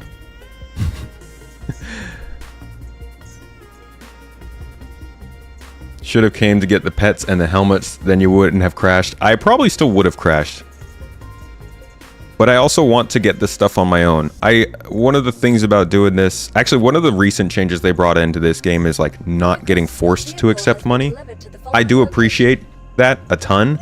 But like when you're trying to do a beginner's run or you're trying to like really make your way in the game and people send you stuff or like give you stuff and you're not exactly ready for it, it can throw off, you know, the point of the stream. The moon's haunted now. Everything's haunted, man. Did I not turn on streamer privileges? I didn't load into streamer servers this week. Do you guys remember that? What was that? Was that 318? When people... You're serious. Oh, I always talk about that. Does anybody take that seriously? Does anybody actually think there are special servers in Star Citizen for streamers? But like, imagine the effort for a bunch of people that could literally just not even be covering the game the next day, and they just like spin up all these custom servers and stuff. Just have a good time. The rest will take care of itself. You don't know the get good messages I get. I don't actually, don't worry. Maybe if hover mode was still here, I would. I unfortunately don't think I got my message through in my video about hover mode last week very well. But I explained it again in Launch Sequence Podcast, so if people watch that, they'll hear it. Nasty tomato bean, every death. Yeah, I'd stop dying. I'd stop dying real quick. The pets are not available to get your own. What are the pets? Subscriber items?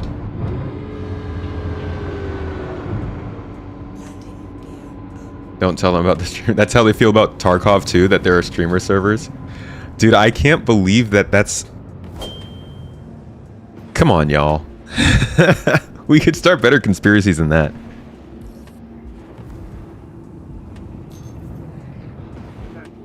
I don't want to stop for your stupid scan. Alright, so all of the boxes should be back there. Away we go. I really hope they're still there. Easy to falsely claim that there are streamer servers. The streamers not on them can't stream.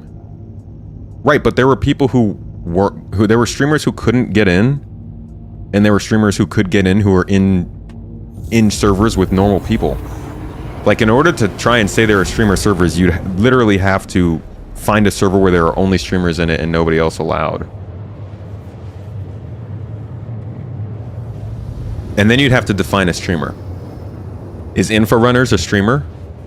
They do live talk shows on podcasts. Like, they don't really go in the game that often, so would they be given access to these streamer things? Would somebody with 1,000 followers on Twitch but 80,000 followers on YouTube get into that server? Would somebody with 10,000 followers on YouTube and 2,000 on Twitch? Like, it's... Where does it start? No way we will get pets in this game. I think it's a stretch goal.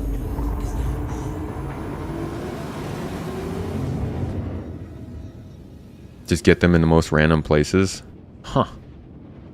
Maybe it's just Tomato that's not invited to the streamer servers because only streamers who play well are invited. Mrs. Tomato, neither of us have been invited.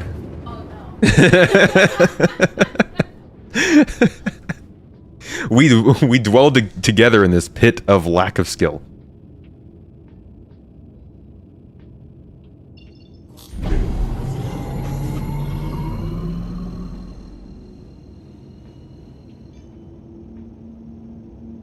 Alrighty. So, wait, where's my stuff? Okay, that's the packages right there. Okay. Said we would get pets on one of the 10 for the chairman. Right. Just show me them. Oh, I don't need to see them. I'm good. I'm good without pets. I'm not actually that interested in them. Cool if they're adding them. But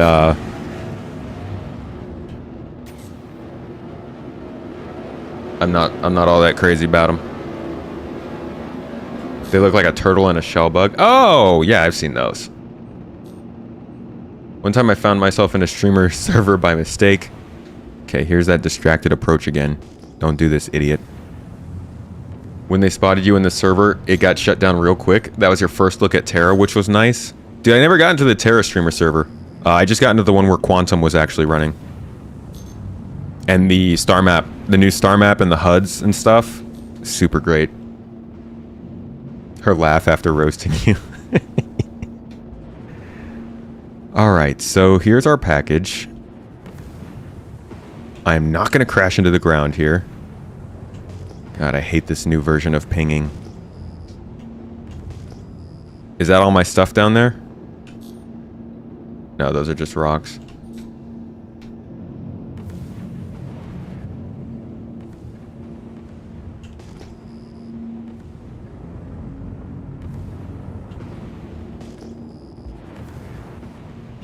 Okay.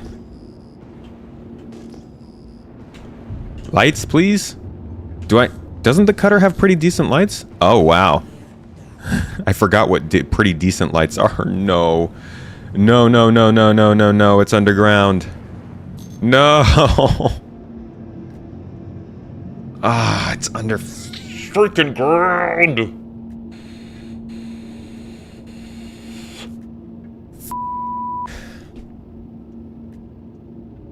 All right. We're not getting it. God dang it.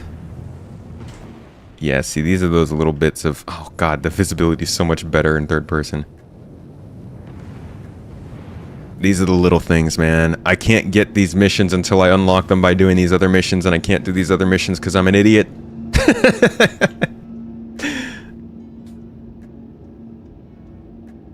This is a bummer, dude. Okay, so... best we can do would be to go for bunkers. Which we do have some rep to get bunkers. But I would prefer those derelict outposts. Again, things we can't find because there's no exploration gameplay. Move from a wreck site. Okay, so this one I can do. No, this is just a wreck site. These aren't the derelict outposts. No, I don't think there's a cave. Investigate wreckage. No. Yeah, I think we're just gonna have to do an on-foot bounty. A bunker. Hopefully they're actually working. I don't even have a gun, though. God dang it, this sucks, man. Let's go to this outpost and see if maybe there's some gun loot.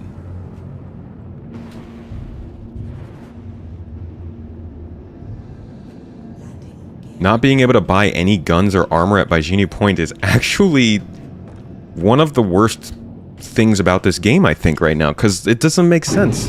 Oh, crap. It makes sense on Lorville. Why is it that Hurston Space Station has weapons, but ArcCorp doesn't? ArcCorp, the manufacturer of ship components, compared to Hurston, the company that actually hates their citizens having guns.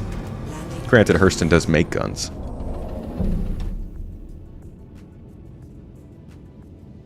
They might spawn at the search sites on the regular derelicts that aren't, the derelicts that are not...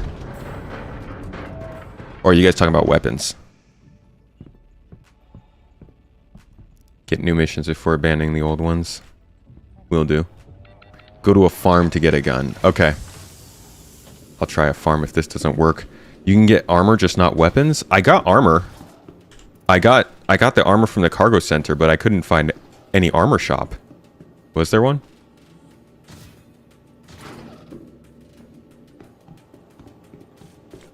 Yeah, you can buy weapons in an L1. Just significantly further than Bajini. No loot.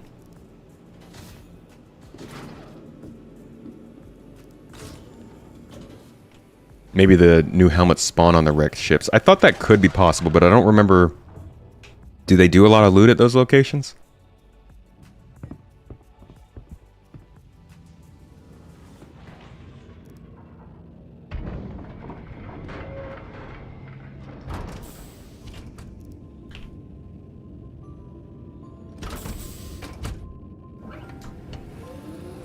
Alright. Being told to try a farm. We'll go to Shady Glen. Shady Glen is not necessarily the name of place that I would like to find myself at, but we'll give it a go.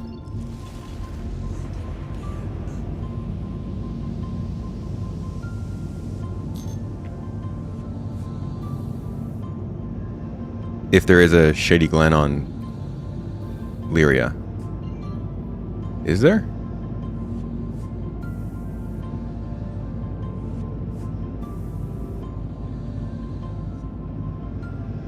Yeah, I don't know if there's a farm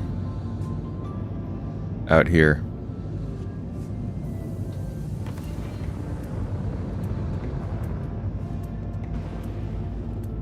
It's on Walla. Okay.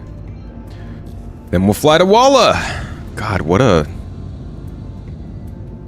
trip this is. Just to like, this is, I think, part of what makes this game not really casually playable yet. Is like, even if you do want to do something as simple as getting involved in a event that CIG is running specifically to get people to be more active, look how many hoops you got to jump to do it in the proper way. Besides the fact most people don't even know where to search. There's only like 3 or 4 really archetypal locations where you can find the helmets. And in order to get access to some of those locations, you have to do a lot. It's just like the game is not in a place where these sorts of live events are actually that good. I think it's good that they're happening for the people who are here and playing Star Citizen. But as far as like being a selling point for the game or something that you can tell people, yeah, they do this, they do that, that's why you should play. These are absolutely not a reason I would tell someone to play. Game's not developed enough to support these well.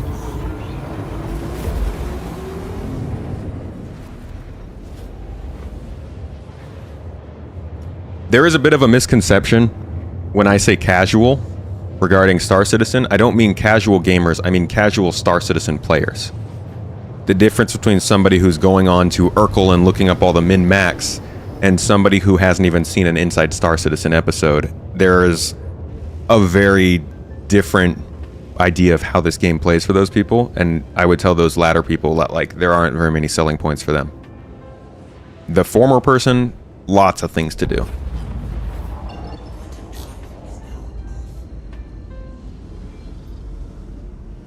Oh!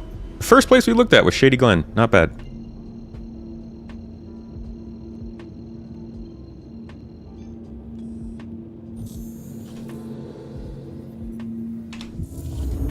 Hey, I have a fun story for you all while we're sitting here waiting. It involves Mrs. Tomato on Twitter. Which is always a good fun story. That's a good time. Twitter is filled with a bunch of happiness and joy. So... it's actually a really fast story. It's a simple one. Basically, Mrs. Tomato made a tweet about labels. Like when people are like, "Oh, I'm so good at this. I must be a Capricorn," or like the opposite of like, "Oh, I'm a Capricorn, so I have to be like this," you know? Like the idea of, "Oh, you play video games? Well, you're a nerd. Oh, you watch sports? Well, you're a jock." Like really basic stuff, right? Hey, it's dumb, guys. Haven't we moved past this idea of not needing something to be a label just because that's what you do? And she made that tweet. And, you know, it's an opinion. People can respond with any opinion in any which way. Somebody, though, responded with the idea of if it walks like a duck and talks like a duck, it must be a duck, which I think is a really dumb way to approach a conversation about labels, because we're not talking about species, we're talking about labels. But that was the response, and like, you know, normal Twitter conversation ensues. A long story short, though, after a couple replies, this person started to go off about what makes a man or a woman and like gender stuff. Yeah, posting a picture of Michelle Obama, like all this stuff. They just like took it in such a weird, strange direction that had nothing to do with the actual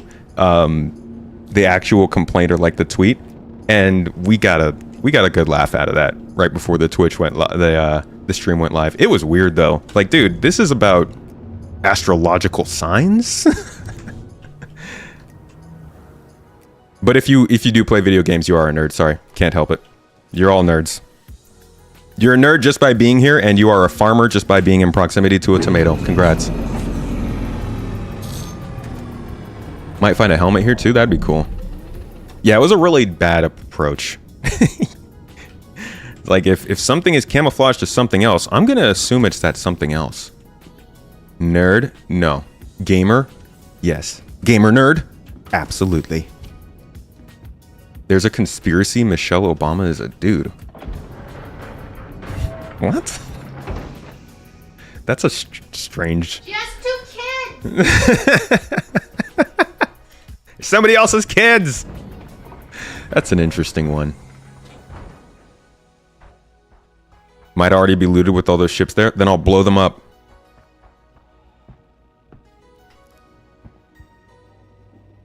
Ooh, I still haven't told that, that story about the racist lady in Louisiana. Whew.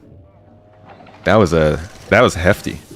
People always want to put you into a box or label these days. It's just silly. It's kind of like the way that people argue about these games, right? Like, oh, you like Starfield? They go off a list of like, you're a Bethesda fanboy and you don't actually like good games, or you like Star Citizen? Oh, well, you're getting scanned and you probably buy a bunch of ships and you're probably rich. It's like, no, dude.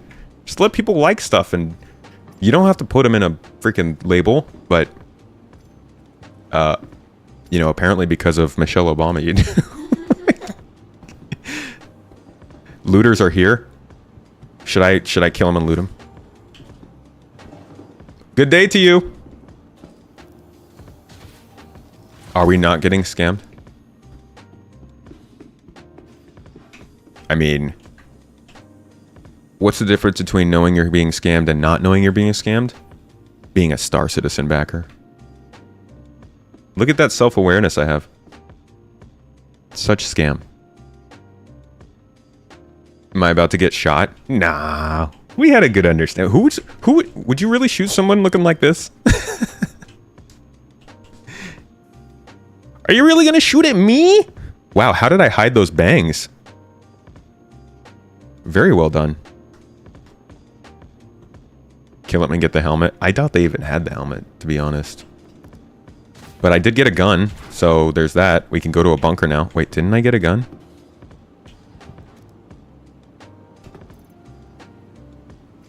Okay, I'll put it in local, and then we'll move them to the ship from there. But yeah, I don't think there's anything else here. All games are bad, stop having fun. I heard that, actually. All games are bad, they cause people to become shooters and take drugs and drop out of school. I'm still reeling from the effects of GTA 4. Changed the entire direction of my life, turned me to a life of crime, made me disrespect women, and only sell drugs to make money. Who knows what GTA 6 will do to me?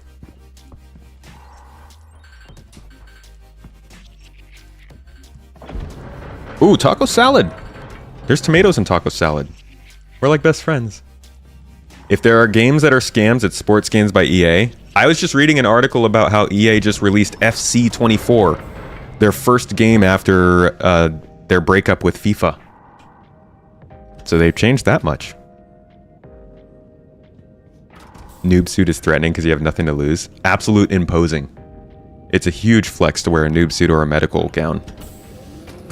Oh, crap. I need to get those guns. Look like a white Among Us imposter. KSP made you want to learn aerospace? Yeah, man. People don't realize games get people to do stuff. Like, you get a lot more interested in doing things when you play games about those things.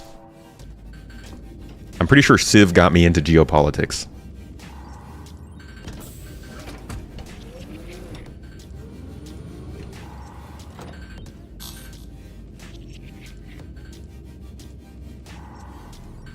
Been playing games since Pong came out. Only time you ever shot at anyone was because Uncle Sam told you. Yeah, and I bet you Uncle Sam used a video game to do it. Oh, it's Seth. That's crazy. Okay. So we finally got our gun.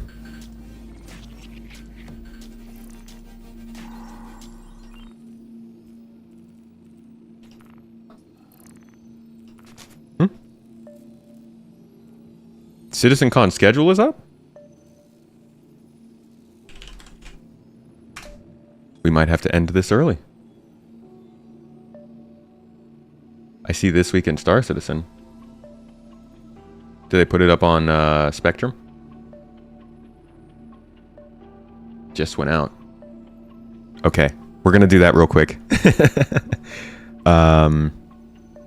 Actually, how long do we have? 2 hours. Man, do we cut the gameplay short and go over that, or wait till later? Said that 10 minutes ago. I missed that. All right, how about we take like 20 minutes, 15 minutes to look at that, and then we'll hop back into this gameplay. Hopefully I can like make it so that I don't die or I don't get kicked out.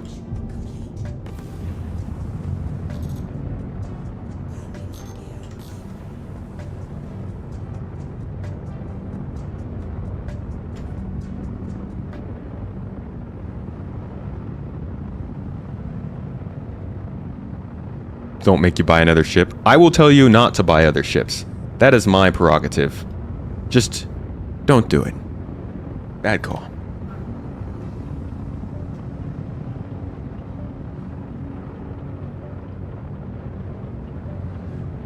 Alright, if I switch out of here, yeah, that's still active, so I'm just going to turn that down.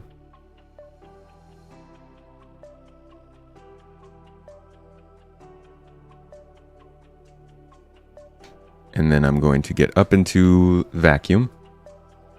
I'm going to love the schedule. Hey, don't hype me up. Come on now. You're going to make me pee myself. Does the cutter have a bed? It does. It does. It does. It's a very nice early gameplay ship for folks. One person. Holy crap. Since when did the freaking altimeter go this high on the moon? Okay, here we go. And we're going to decouple. And I'm going to make sure. Okay, cool. Done, done, and done. All right. Let's see the schedule.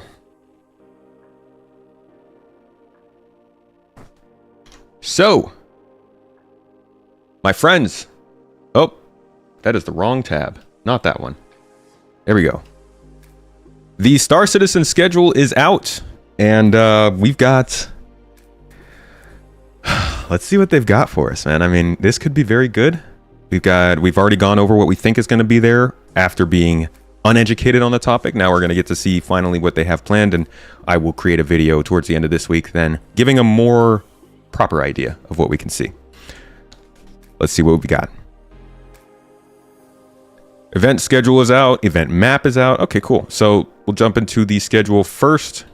Looks like it's just a picture that you can download yourself. Just download it real quick like that and then open it up separately. Okay. Saturday, October 21st, I believe it is. Doors open at 9. That's what I was expecting. Good timing. Their first panel will be at 11. We got plenty of time to do some interviews and stuff for those first couple hours. Shaping the Verse, the future of Star Engine. Holy crap. They're referring to it as Star Engine and they're setting the precedent. That's good. That's solid. Good. I like that. They say from pixel to persistent universe and everything in between. Join us as we showcase the power and depth of Star Engine, enabling the seamless scale that push our games to the cutting edge of industry technology and beyond. We should be getting that all the time. Every year, we should be getting a solid update on like engine-wide improvements, what they're doing in major ways. So I'm hoping that we hear about audio, rendering, AI, all at the same time here. But let's see what else they're going to be giving us throughout the days. So after that, the next panel is 12:30, an hour and a half later. Fix it and fly it. Want to get a look at resource management in action? Ooh, here we showcase an exciting upcoming gameplay role that shakes up the vehicle experience, continues our journey towards multi-crew gameplay, and affects all life in the verse as we know it. This is another big one. This one is gonna be probably a more actual gameplay version of what we saw last year with the in-engine stuff. That stuff was good. It showed us the potential. It also gave us some insight into how they're going to have different roles on ships. So you'll be able to assign the roles. Say, you're a turret gunner, so you can't access the engineering bay. You are the navigator, so you can't access the turrets. You're the pilot, so you can't access the hangar bay, that kind of thing. We'll also be involved in this, in addition to power, gravity, life support, cooling, and all that kind of stuff. It will not be repair gameplay, but this will factor into repair at some point. After that is the cosplay competition. I won't be participating, but we will probably be there filming or watching. We will definitely be filming and doing interviews all throughout this day when we're not in a panel, me and Mrs. Tomato. We've got filming gear, microphones, all that stuff. We'll try and do most of it live, but a lot of it's going to come out as videos as well. She is going to likely interview the cosplay people, so keep an eye out for that. After that at 2, we got a late lunch break, and going into 3 p.m. that day, talking ship. There's always got to be it. Presenting this year's newly released vehicles with a focus on how lore of the past is shaping vehicles of the future, as well as a look at the pipeline itself and the new methodologies within. I'm guessing we're going to see the Spirits, the Santok Yai, the Argo SRV, the Tumbrel Storm, the G12, the X1,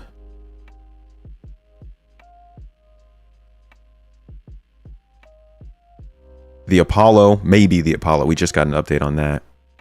We might see something new on the Hawk, but I'm guessing that'll be day 2, hopefully with bounty hunting stuff. Wondering if they're going to show us any future ships, because they specifically said this year's newly released ships. I'm guessing they've got to show us a concept or something. So, expected, they're going to talk about ships and the pipeline itself. I'm hoping that is looking into kind of the stuff they're doing to speed it up, specifically looking at capital ships. Hopefully this is talking more definitively about what they're doing when they talk about concept ships being released, how long ships might be in concept before being made, their future plans on getting rid of the backlog. Like, I'm hoping this panel is more about the actual deliverables of ship making and not just the new ships they are making. I do understand though that that's a heavy marketing moment for them. Next up, we got Navigating the Universe. Travel with us to the forefront of navigation with a look at the evolution of UI features that help players view, engage, and interact with their surroundings, offering exciting new perspectives on the Star Citizen universe. I called this one. I mean, it's kind of a given. UI updates are huge. We'll probably see the star map. We'll probably see interaction system, scanning and radar on the FPS side, new HUDs on ships. I don't think they'll still be talking about Mobiglass, but I do think this is a lot about the UI. It says navigating the universe. So they're very much focused on navigation and exploration. This might also show us the upcoming quantum travel rework and the stuff that goes into that in Quantum Boost. I'm not sure though. Still a little bit. So interact with surroundings. That's the new interaction system. View and engage the game. That's your mini map, your interior map, your star map, your local map, your radar, your scanning on the FPS side. But what I don't know is whether or not this dips into navigation in terms of actual exploration gameplay, or if it is just they just mean like the star map, because that also has to do with navigation. At 7 o'clock, the venue closes, so we'll have, this is probably an hour and a half panel. It's probably an hour. Yeah, I'm thinking these panels are probably about an hour at most, 40 minutes maybe. So we'll have a couple of hours to do more interviews, just say hi and kind of meander over those last couple hours. The second day, this is a lot more spread out too. I mean, you're looking at, 8 hours probably, and only 4 panels. So they're trying to spread this out a lot more and make it more comfortable for folks. We would have normally gotten all the panels in one day here. Next day, doors open at 9. Expected. And yeah, there's also the tournament, the combat tournaments going on in between the panels. So a lot more details will be coming out about what's going on in between these panels, because there's going to be a lot of in-person stuff too for anybody who's going. But the doors open at 9 a.m. next day. Expected. 11 a.m. starting at the same time. Character advancement. We explore the outlaw styles found on the far frontier, the new technologies enabling our new generation of character customization, and the much anticipated arrival of diverse coiffure. What is coiffure? Is that French? Freaking a person's hairstyle. Okay, so this is going to focus. It is a hairstyle? Okay. This is I see. I'm not cultured enough for that. So this is going to be the character creator, which it's been a little bit low key. I don't know how much they've advanced on it over the last year, but they've been dropping hints here and there. They've talked about feature parity in terms of animations and clothing and stuff between the female and the male characters. They've talked a lot about hair over the last 5 years. So this could be, God, this could be so big. Hair! Finally! Maybe I can wear like an afro or something, you know? They're also talking here about the outlaw style of gameplay. It's a little more significant than it sounds. Outlaw is essentially what they're calling piracy, I believe. And piracy gameplay is like, you can talk about professions, you can talk about cargo hauling and mining and salvaging and refueling and all this stuff, but you can't draw an equivalent value to piracy. Piracy is not just taking a profession and going with it. Piracy is changing the entire game around you. The way you have to interact with players, NPCs, the space stations you can go to, the places you can fly, who's going to be the overarching law in your home. Like, piracy is going to be a very different type of game, so I can see them starting to break this out as its own subject more and more. And the fact that it's happening in character advancement might mean that they didn't have a good panel to put it in. It also could just mean that they feel what they're doing in terms of advancement or progression has a lot to do with that. Maybe reputation on the outlaw side. Outlaw does not equal piracy. So do you think that they have two different things that they're calling outlaw gameplay and another thing called piracy gameplay? After this panel, 1 hour later, so they are doing a little bit more panels, it looks like, on the second day. Life in the first person, sorry. Get an up-close and personal look at upcoming major improvements to first-person gameplay. That includes diversified combat AI, overhauled weapon handling, and how we're shaping a more immersive, dynamic universe through seamless and tactile interactions. So this is, you know, maybe... I mean, this literally says how you interact with your surroundings. That could be talking about specifically the scanning feature. So maybe they won't go over the interaction update here, or maybe they'll just barely touch on it, and this is more talking about scanning and exploration, whereas this sounds like it's definitely talking about the interaction system, how we're shaping a more immersive, dynamic universe through seamless and tactile interactions. So definitely more quality of life sort of improvements on how we use the game. And I think that's one of the worst parts of the game is like, it feels really clunky to interact with, feels jittery, it feels like things don't interact how they should. Sometimes animations are broken. So this will be good to see as well. Just think it means clothing style. Oh, outlaw styles. Oh, okay. That's a good point. Good call, Austin. This might just be, yeah, outlaw clothing styles found on the far frontier. Not nearly as exciting. Outlaw lifestyle is not the same as pirate lifestyle. Any dingus can be an outlaw. So what do you guys think they mean? Why do you think they're using the outlaw? Honestly, I thought that the whole community considered it piracy. I didn't know. Am I alone on that? Like, is that a hot take? That outlaw's gameplay is piracy gameplay? Because they just started using outlaw over the last couple of years, and I figured that was because they didn't want players to feel like they were being called pirates but still be criminals. It's not just a clothing style. If you go back to Star Citizen's YouTube channel, they actually have an entire panel from last year, from CitizenCon last year, called Outlaw. Hold on, let me see if I can find it. Actually, I'll just go to playlists. So CitizenCon 2952 has a whole video here called Outlaw Lifestyle, not just clothing. So I think, yeah, you can be an outlaw and not a pirate. I get that. I feel like they're trying to create a category of gameplay called outlaw gameplay that's not just what people consider piracy, but also includes things like smuggling and stealing data and just in general being shady. because I think this trailer is more about the overarching idea behind Pyro.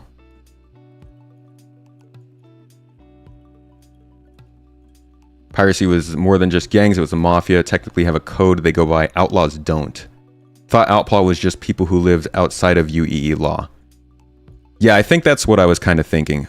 I guess I made the mistake of saying outlaw gameplay is piracy gameplay.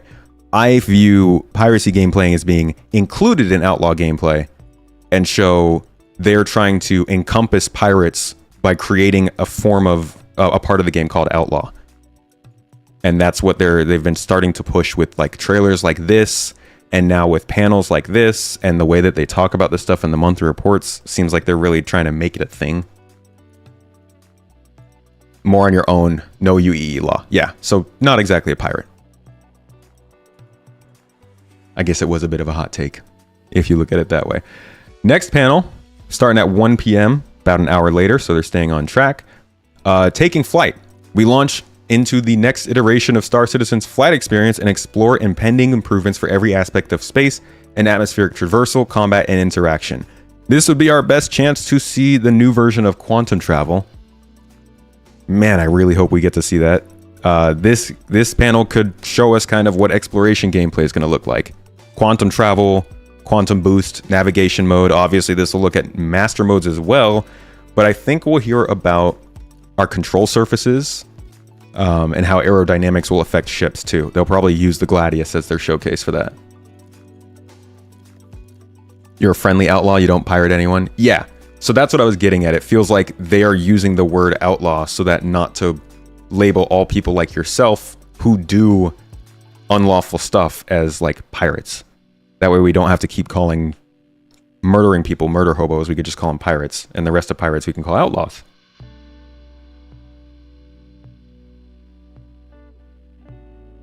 Yeah, master modes, control surfaces, and fingers crossed big time quantum travel. 2 o'clock, lunch break. Lunch break, same time as the day before, with a couple extra panels coming up afterward. First is Living on the Edge. We delve into the living conditions and environments of outlaws and settlers trying to carve out an existence beyond the safety of the UEE, megacorporations, and other confines of the 30th century. So this is what I thought this was, right? I was like, okay, so this is all about outlaw gameplay and the style that you would be playing in Pyro. No, as Austin and y'all said, this is probably clothes. But this does sound like they're looking at outlaw gameplay. So this is our Pyro panel, I think, Living on the Edge. This is going to be what seems to be about the difference between playing in Pyro and playing in Stanton. That being,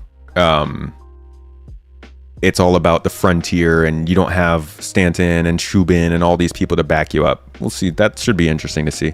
Hopefully they dive deep into reputation there. Murder hobos aren't pirates either. Yeah, but I feel like that's kind of where they're headed. Anybody who is violent, they're going to call a pirate. And then anybody who is not violent but unlawful, they call an outlaw. But maybe not. I don't know. There's a vernacular nomenclature. It's whatever they decide to call it. Either way, interesting to see that they're fleshing out the outlaw lifestyle. Last panel we get would be Destination Adventure. From high up in orbit down to the surface of our planets and deep into the underground, we delve into new interactions, missions, and gameplay, and more coming to the Star Citizen universe on all levels. Interesting description.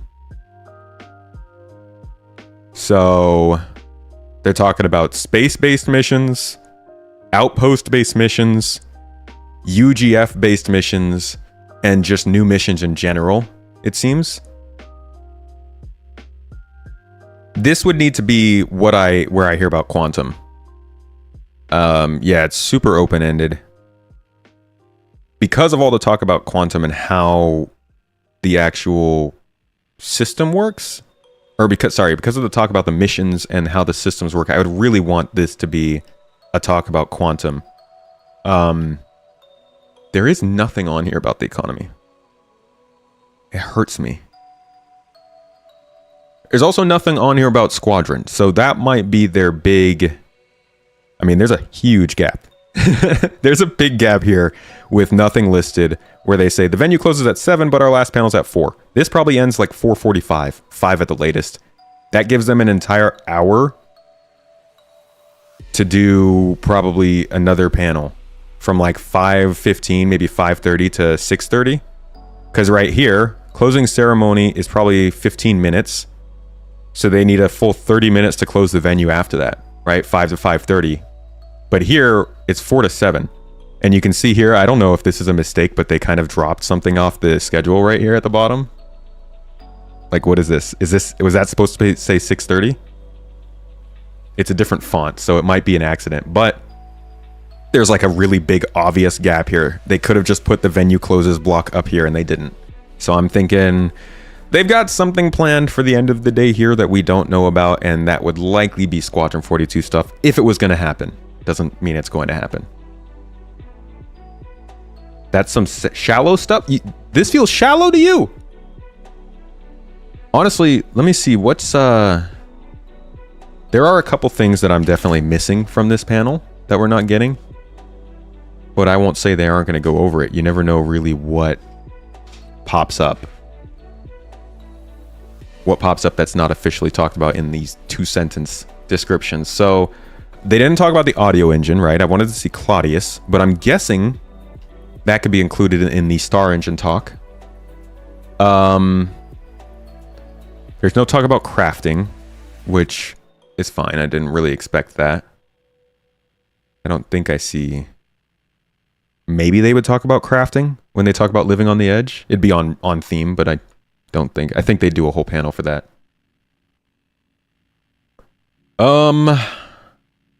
Let's see, what else?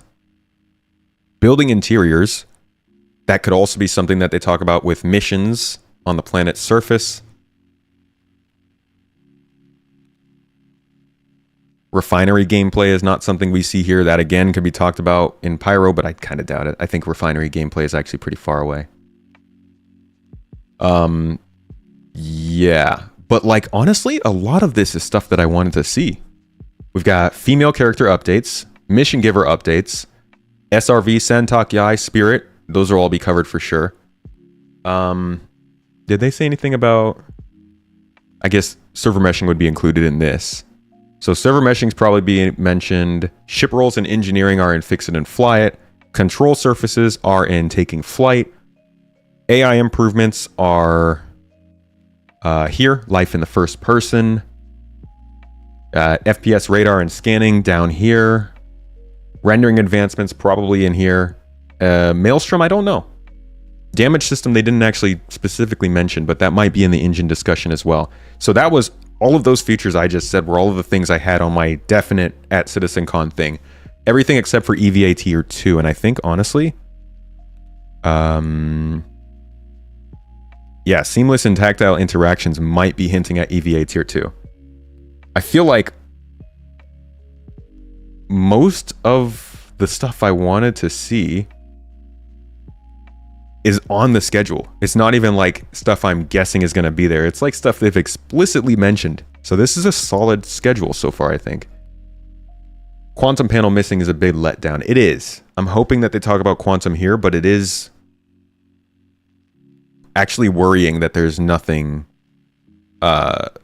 super focused on Quantum on this talk. Maybe they'll squeeze something in another panel, but they got to talk about that. On my maybe list, here are the things on my maybe list that we might not see. Reputation. I'm guessing that'll be in this talk at the end here. The star map. Now we know that's definitely going to be in. Data and cargo hauling update. I feel like we'll hear about cargo hauling missions. I don't think they'll specifically focus on that though. New quantum travel. That might be here with Taking Flight. Aaron Halo Belt. Nothing about that. I don't think they're going to show that. Crafting, I don't think they're going to show that. Fauna, not seeing anything about that here. Nyx, nothing. I think maybe if they had done a panel about like, here's what we're doing after Stanton, that's where we would have seen Fauna and Nyx, or after Pyro, but I don't see it. The Polaris will probably be in the ship section. The Raylan probably won't. Refining gameplay, no. Building interiors could be included in this. Missions on the surface of our planet, but I kind of doubt it. They don't seem super focused on just locations right now. Actor status T2, I'm guessing, is in the life in the first person. Maybe they'll finally show us some poop gameplay. Oh, you know what? You know what's really big that's missing here? Oh, this is huge. There's no panel about bounty hunting gameplay. That's super disappointing. I wonder if... So there's no bounty hunting gameplay panel. There's no quantum panel. They've got to cover those, man. Bounty hunting V2, you can't not have that at this CitizenCon, right? Now, they don't have any sort of keynote on this schedule. Maybe they'll fit something in with this first one here. But, like, where's bounty hunting? The mission team isn't even going, but they are talking a lot about missions. So even though the team's not going, they still have an update to give.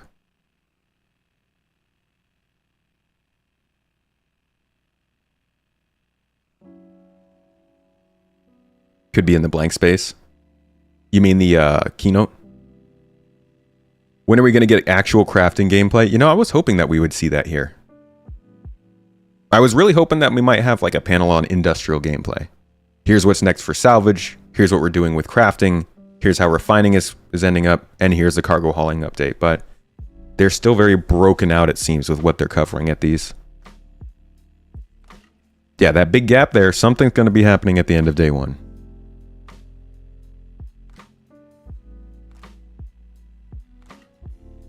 Outlaw gameplay equals bounty hunting?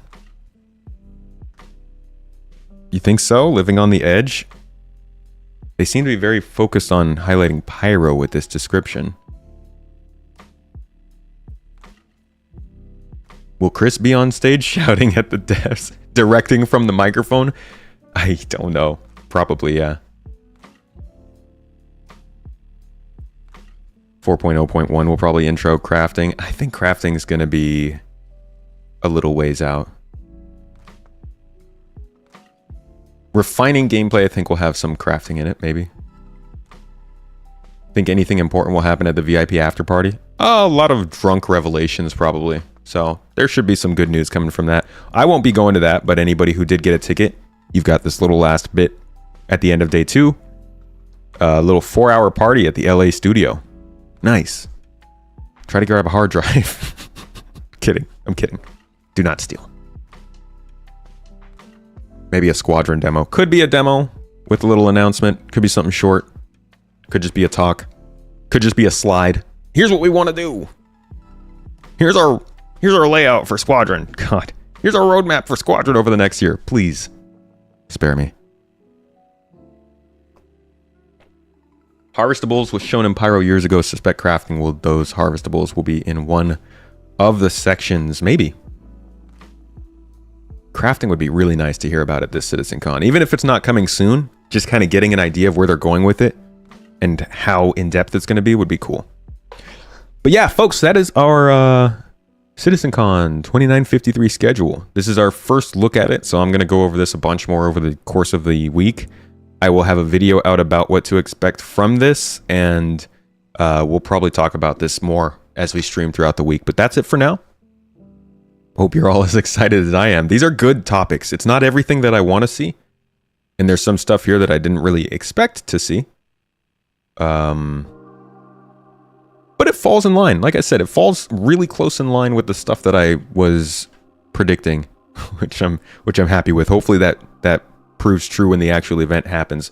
But there might be more stuff to come out about this, so I'll have you updated if it does, and if not, well, I don't know.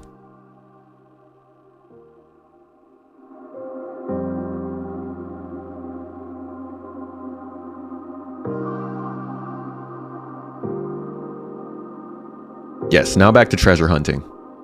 Now back to the game. And look, we're good. Oh, come on. Didn't I decouple?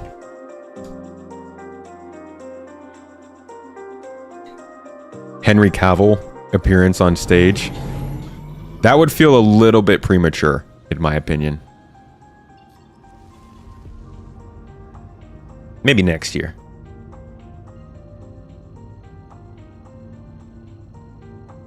Really hoping the star map is good. You and me both. Me, you, and every Star Citizen alive.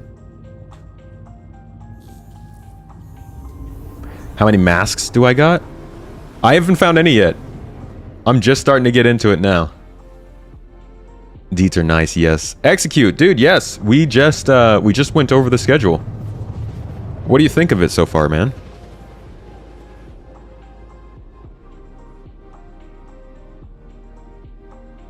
What are your thoughts, dude? You like what you see? Would love to see Mark Hamill at SitCon. God, what would it take to get him there, though?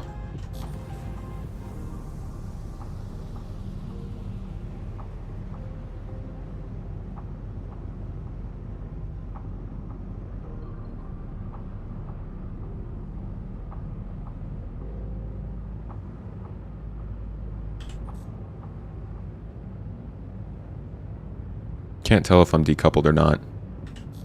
There we go. Only thing of note is C on the map. C on the map? What do you mean?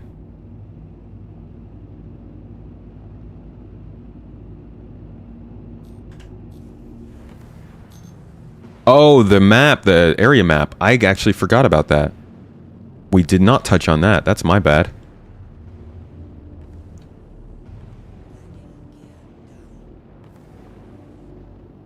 Okay, we're gonna come in here, we're gonna kill some fools, and we're gonna see if there's any loot here.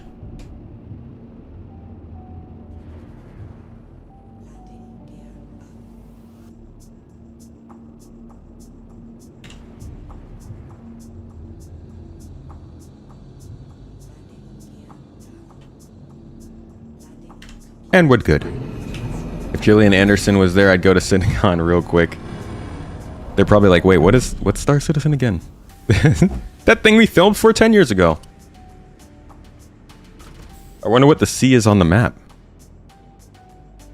C for Curators of War? Looks like no breakout sessions. What do you mean breakout?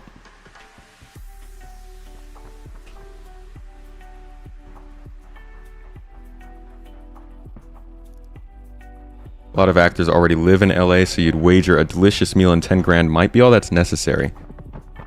Yeah, but then they have to deal with us.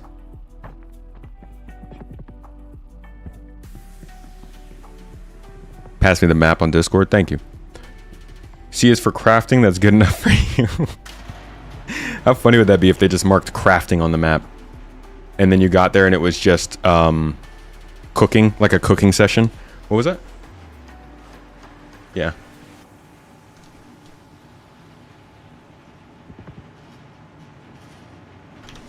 Where's my action music? If I'm gonna die from NPCs, I'd like to do it to action music.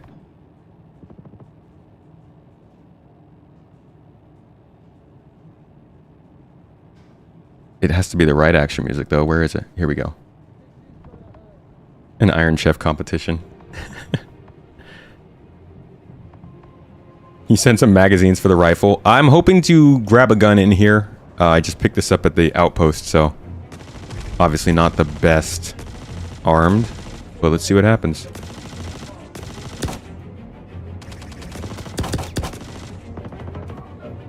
Man, they are battling it out. Ah, come on. What? Dude! This guy's cheating! Sheesh. You see that Twitch moves? He's good on the mouse and keyboard.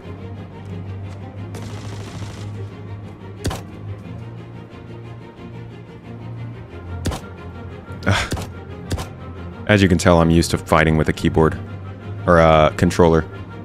Give me that aim assist. All right, let's see if we can grab a gun real quick here. I will come back for you, S71. For you are my love. Or is it S61? Can't even remember the name.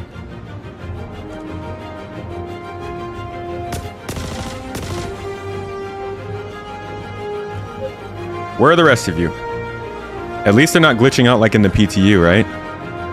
Guessing they're upstairs.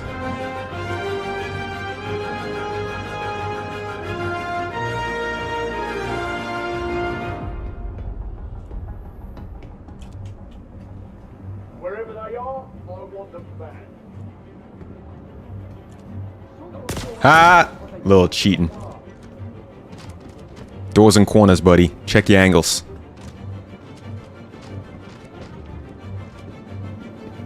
Do do do do do. Do do do do do. Do do do do do. Oh! Oh! Almost snuck up on me. What? Was a little bit off with that marker. Nice. We're good. Mr. Miller says doors and corners. Mr. Miller was a genius. And also a little bit obsessed with that girl with the ship. Alright, let's get some loot and see if there's any guns and helmets in here. What the heck is that? Oh, a freaking railgun? Oh, wow. I feel like I should probably take this just out of principle. Take this back. It just goes through my body. That's nice.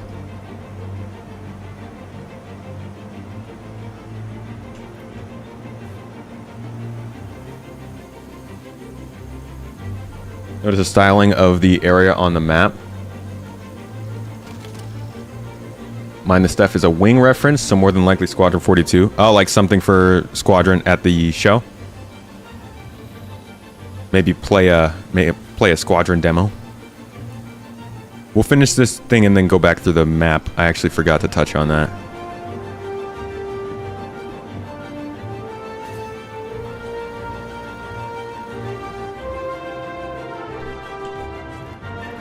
It's a demo. Hopefully the same one. I would really appreciate if it was the same exact thing that we saw in the vertical slice years ago. But with all the updates. God, how pathetic that we still won't have the actual scanning gameplay we're supposed to have, though.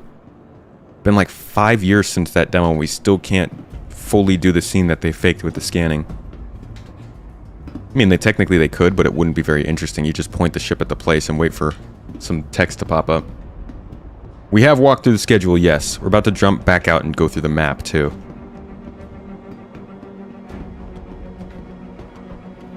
Oh, you heard something besides Squadron getting demoed? Interesting. What is this? There's a Karna down here. Huh, okay. I want to take all this stuff with me. So I'm going to come back down for that rifle. Just put this stuff in the ship real quick. This is why you need a backpack.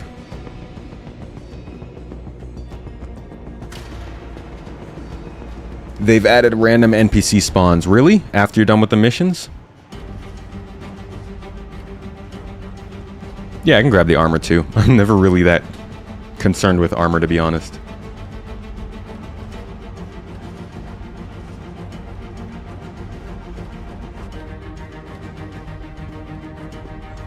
Ah! Just a little slip, my bad.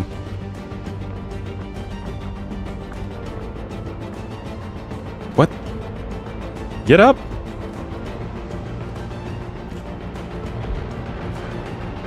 Spawns are only ongoing in drug missions. Okay. Good to know. Alright, I'm gonna toss both of these on the ship. And go back down for more. And like you said, I will probably grab some armor too.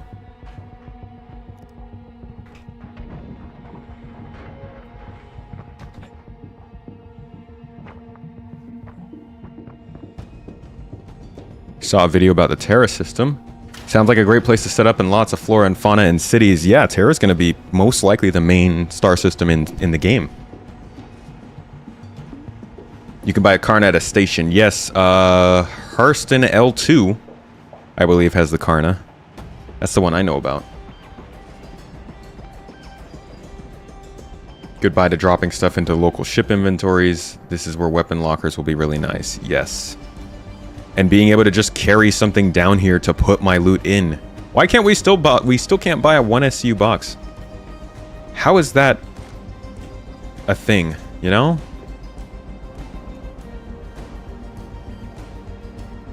We got 2 Karnas. Can I get the ammo out of this one? Maybe I can grab the ammo out of this one.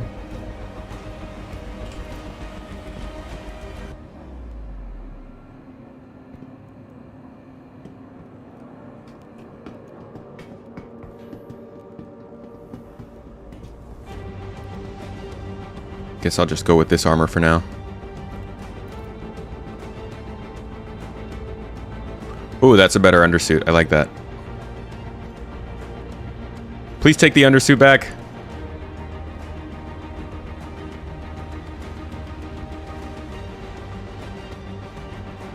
Remove the undersuit. I don't want it. There we go.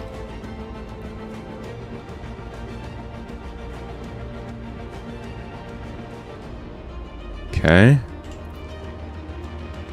Now I look like a pirate. Loot. Helmet?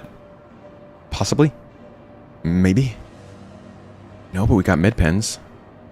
It's always something that we seem to be lacking. Oh, the Magnus jump point has a Karna too. That'd be a far way to go for a Karna rifle.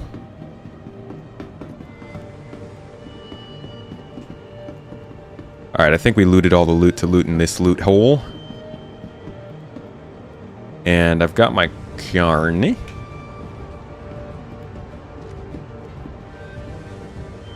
Could grab a P4 though. At least this will give me a bunch of ammo from these guys. Cool. Okay. No helmets, but at least we're fully equipped now. So like the next place we go, we won't get domed immediately. Maybe there's some loot over here.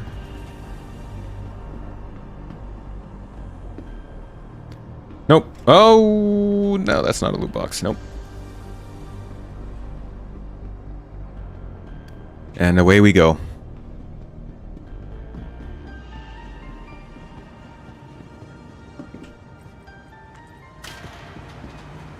Whole schedule feels very censored.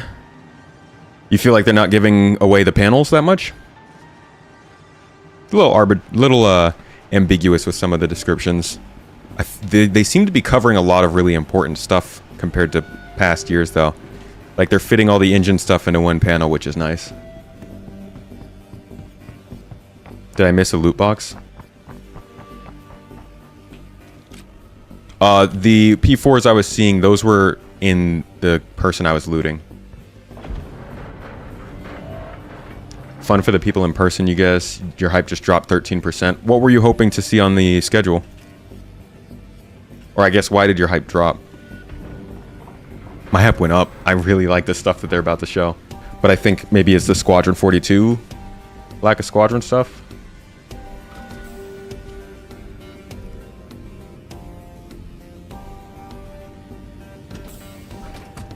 Where you found your bear helmet at the elevator? Okay. Somebody is saying the hype sad thing. People will be able to play it, so it will be more than just what was shown earlier. Oh, you're saying your hype is down because they're going to be playing it at this place? Spacesuits in closet, no guns on rack. Oh, because there's, yeah, people don't say hype that much, so you're getting a little bit more spam from Stream Elements. If Area C isn't live cooking with Jared and Jay Lee, then SitCon isn't a success. The fact that Jared and Jay Lee aren't on the schedule means it's already not a success. Make a pit stop and a mine site. You can spawn your 100 series and blow it up with the gear inside. Yeah, but like, why do I have to do that to get a box? It does feel weird that bounty hunting is not on the schedule. Wondering about that.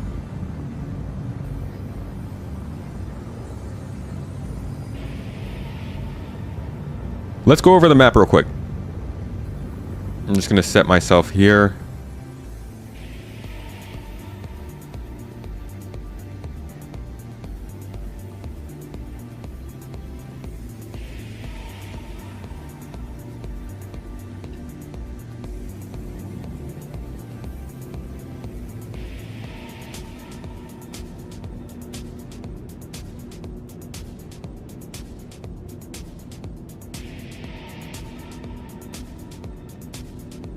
Sounds very vague. I hope they have some of those gameplay elements hidden in one of the panels.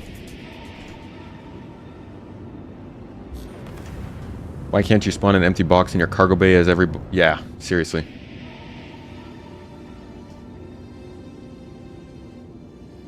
Okay, a quick add-on to our session, because I didn't go over the map. Let's talk about the map for the event. So, we've got... this is the LA Convention Center. It looks like it's only going to be part of it. Can't tell. I'm not getting a good sense of scale. I don't see any sort of distinction of distances. But this theater is going to be pretty large. So this whole area is going to be pretty big.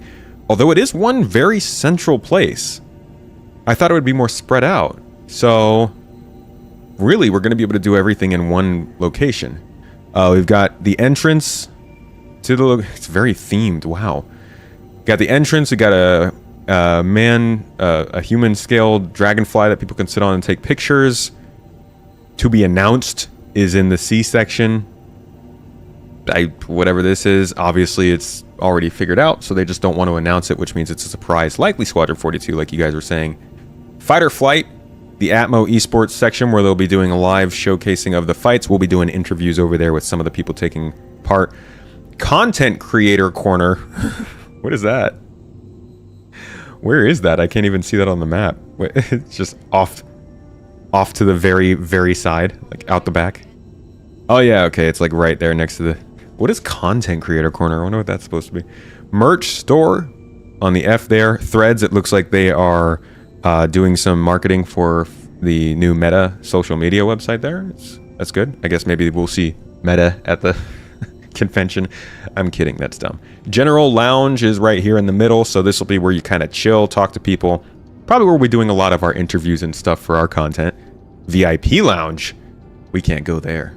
That's the special chilling area, and for all the people who are going to the after party as well. Big ups to you. And then we've got the community booths all happening right next to this sort of central location.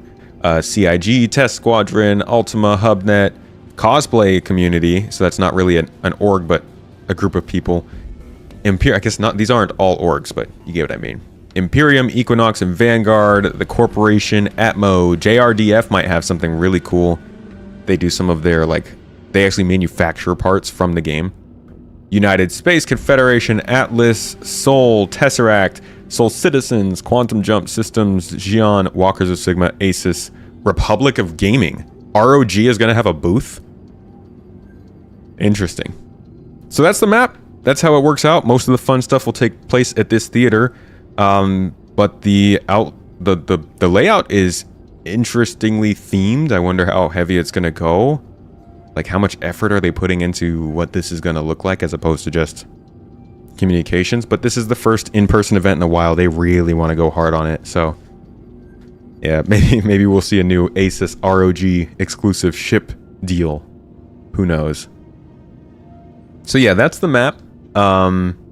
Looks like all of the, like, big player groups and orgs are trying to do community booths. We've also got, like, a couple of different places you can go and hang out and check out in between panels, but I'm betting a lot of the stuff's going to be happening outside of the convention center as well.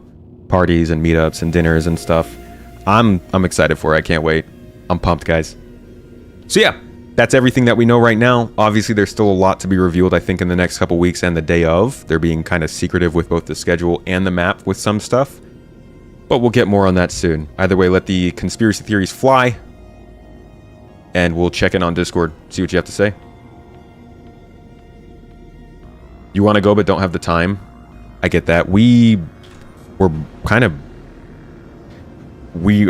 through a lot to get it to work for us. Obviously, the community, you guys helped a ton with the support this year. We ran 2 streamathons that did really well. And honestly, this has been a crazy year for us. Those of you who have been here for a while, you know we had to take a couple of emergency trips in the beginning of the year for family emergencies, which kind of set us back, and just the earthquake stuff that happened at the beginning of the year and dealing with that. Financially speaking, those streamathons really helped us in making sure that we could do Citizen Con, so thank you for that.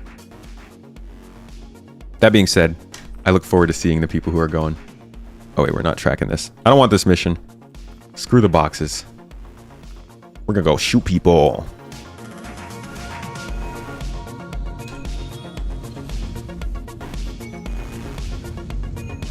Asus Mantis. That'd be some sick decal. Those lads make cool in-universe content. Hubnet. I don't know them that well. I'll have to check them out.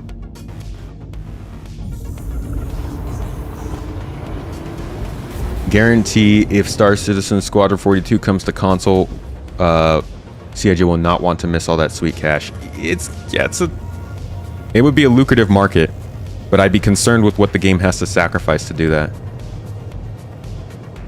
Try getting arrested, then run to any route paste comm range.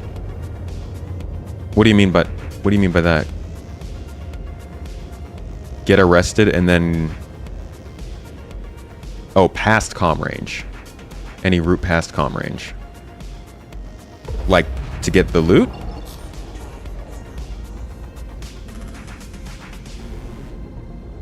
Yo, Execute, thanks for dropping by, man. Have a good one. Also, thanks for jumping onto the podcast, folks. Like I said, me and Execute had a really good podcast episode that'll be coming out soon, talking about ships and stuff.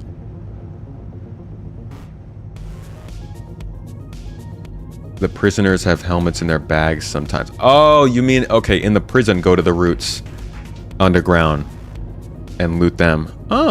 Yeah, maybe I'll try that. They did a newscast thing and they teamed up with the guys who made the Overclocked series creative stuff. Oh, that's cool. Yeah, you can do some really cool news RP kind of stuff in this game. Could barely get Starfield to work on console. Well, Starfield did a better job than Cyberpunk did, that's for sure. But, yeah, consoles are struggling. I think if they were going to get this game on console, it'd be for the next generation. Or maybe for the... No, they couldn't do it for the mid-generation refresh. It would have to be able to run on these consoles, too. Yeah, I don't know. Squadron might be rough to run on a console. Can't wait for server meshing and server FPS above 5. Oh man, proper server performance is almost like a trigger phrase. If you get a crime stat in Pyro, you can go to Stanton, yes. Almost just made myself crash by pressing the wrong button. That right there, guys, I talked about this. I'm terrible at mouse and keyboard. I literally was coming in and I knew exactly what I needed to do to not crash. Just hold the space bar. What did I do? I held the escape key, or the control key. And also I can't tell if my coupled mode is on. Oh, it was off. So coupled was off and I pressed the control key. That's why I crash so much. My fingers can't do what I want them to when I'm playing these games, and I need a controller. Or else you shouldn't trust me. Nope. Guess you just shouldn't trust me. Is my landing gear not down? Again, it's just hard to tell. They should, honestly, the indicators should change color. Like, why is the difference between my ability to land or my ship's interest in catapulting me into the side of a mountain based on whether or not I can see dim green or bright green? Why is it the same color? Go use an Elite joypad? I have one. It's in the other room. What I need is a better USB-C cord with more distance so that I can use it with this computer. It's a bit far away. Yeah, why is it so close?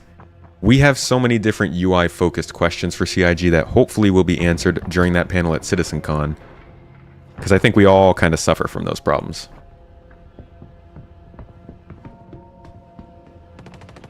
Don't make them spend time on this version of the HUD. Just make them release the proper HUD. Yes. Yes, and I think we're going to see it soon. Bright green and a little bit less bright green. What was this? Was this system developed by Archer? Sterling Archer? Your indicator is going to be black and slightly darker black. Alright, give me some more people to shoot. Give me something to shoot. Also some loot, maybe? Give me something to shoot and something to loot. Give me a loot shoot. Hey, buddy. Pew. Pew. Oh my god, I love the solid one-shot headshots with these guys that don't have helmets. Oh, that guy had a helmet. Helmet. Y'all do notice your friend's just, like, falling over dead, right? This shouldn't be surprising to you. Some target practice.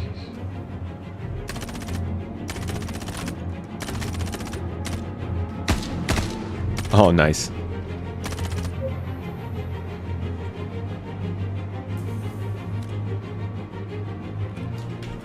We ain't got no stair boys this time. But if you round the corner... Oh, I saw a stair boy. Where'd you go, stair boy? Nice security. Yo, don't... Whoa, whoa, whoa, whoa! Why are you shooting at me? Are we cool? Are we good? What are you doing? Is he gonna get a crime stat? This better be consistent, man. If you're shooting at me, you better crime stat, because you know I get one if I shot at you. I'm just gonna get in here and finish the mission. Oh god! Why is security shooting at me? What? Are you crouched? Oh. Pew pew. Pew. Oh, okay, come on. This is just like this is an actual clusterfuck of AI right now. They are not performing well. Which, you know, we're used to. Come on. Come on, buddy. Come on. Give me a T-pose. Say server FPS. Yay. Alright, so cleared the mission. Hopefully security doesn't shoot at us. Let's see if we can get anything looted in here. Anything good? As a designer, you wonder why their UI is mostly one color. Zero contrast. Their in-game UIs for game surfaces are good, but their actual player UI is bad. Yeah, I've liked that some of their more recent UIs use more color, like greens and blues and reds, but we really need more diversity. Wireless controller. Yeah, so I try to use it wireless. I don't know about you, but I tend to have trouble getting the Xbox controllers to work wirelessly with the computers. Very annoying, but I would love for that to be the reality. That I could just hop on here and have a controller to play with every time. Given the years of development, you're betting there is tons of surplus code and dead ends. Yomp. So they could trim a lot of fat off the game and reduce the footprint without losing fidelity. I agree. There's a lot of legacy code and just stuff they don't need in the code anymore. That they're slowly trying to get rid of, I think. Man, there's just no loot boxes.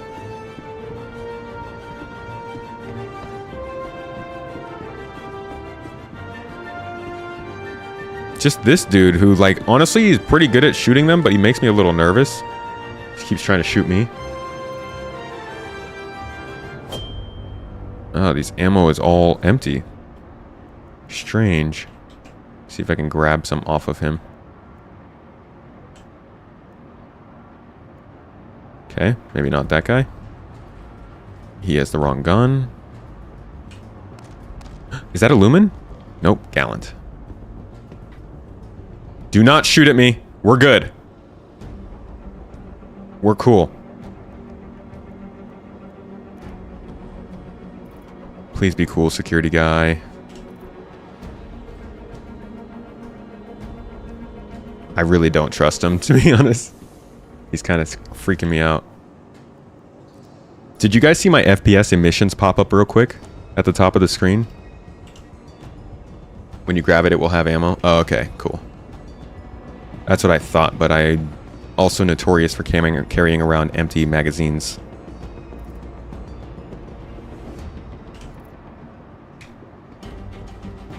Back downstairs we go. Ooh, loot box. And that's a no.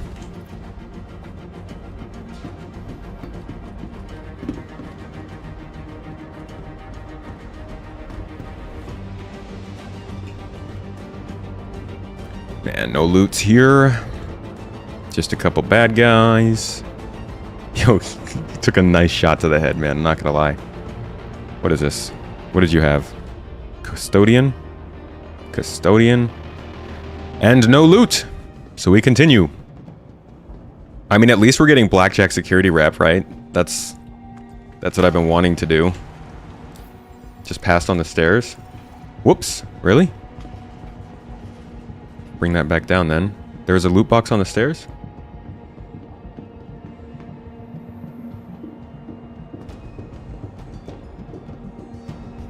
Med box in server room under the table. Why are you running, man? He just flung his gun away. Med box under the table in the server room. Oh, this one? What you got for me? Holy crap, dude! You made the call!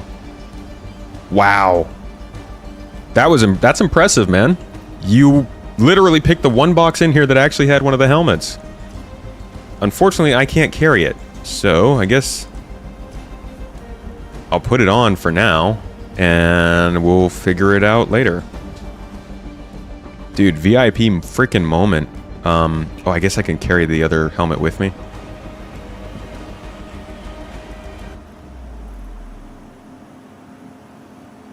Just drop this on the ground and pick it up. Nice call, man.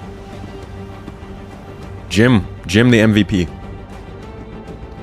Tomorrow is the birthday celebration according to this week. Am I expecting anything? Not really. CitizenCon is usually their birthday celebration. That's like, they're just doing it later this year. Maybe they'll release something interesting like a little trailer. I would expect at most a video of like community praise, you know? Oh, like here's what's happened over the last several years, how the community has grown, what's going on with the game. Thank you for supporting us. Here are our studios, that kind of thing. Your Elite controller works just fine. I've got an Elite controller too. I'm just trying to figure out how to get it connected to the computer. Might be just that I missed a piece in my computer that would help me connect, although I'm pretty sure I have Bluetooth. Helmets are on live servers. Ooh, attaching the helmet to the hip. I bet that's part of the interaction we're going to hear about at CitizenCon. The ability to remove your helmet, attach it to your hip, all that kind of stuff. Been waiting for that. Alright, so what we're going to do is I'm going to fly back to the station now. Drop this helmet off inside of the space station and then continue on. I'm also going to drop off that railgun. We've actually gotten some pretty solid loot today. Maybe I should start doing this kind of thing more often. Do mining stations not have the Halloween helmets? I didn't find one there.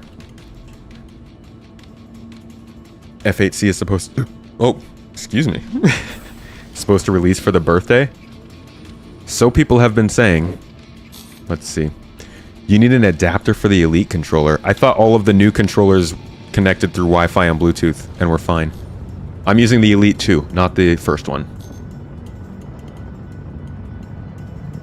The way I'm going to play this game in the future, when we're finally when we're fully complete, I'm going to have a HOTAS or a HOSAS for spaceflight. I'm going to have mouse and keyboard for FPS stuff, and I'm going to have a controller for when I'm doing anything else in between. Exploration, just hanging out on ships, walking around cities, purchasing stuff, all that kind of stuff I'll do with the controller because it's comfy. That's how I ease. The Elite 2 controller works? Yeah, it should. That's what I've read. I just need to figure out how to get past my own technology stupidity so that it'll actually function.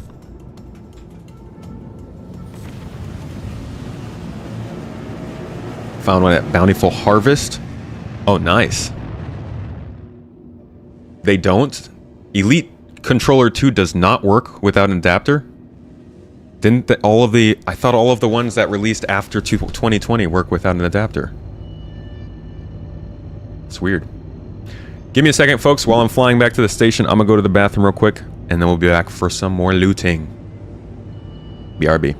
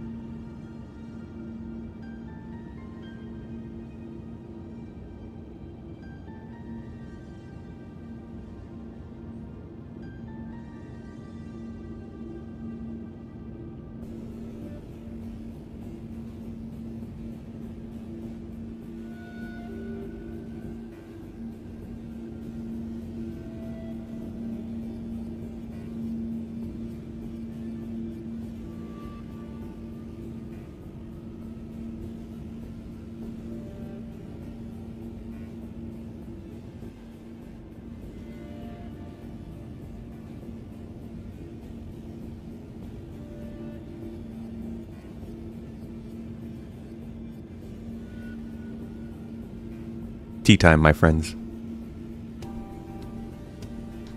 Ooh, yum. VKB? Yeah, I want some VKB. I don't have Virpal money. I don't even have VKB money. but I would like a VKB stick. I think they like, I'm a beginner. I don't need anything that fancy or nice. VKB is already going overboard for me. I have an X56 back in Turkey, but I don't really use it too much just yet. I can't wait to get my Elite controller set up with like the paddles and stuff, and the Elite controller combined with the eye tracking is amazing. I love it.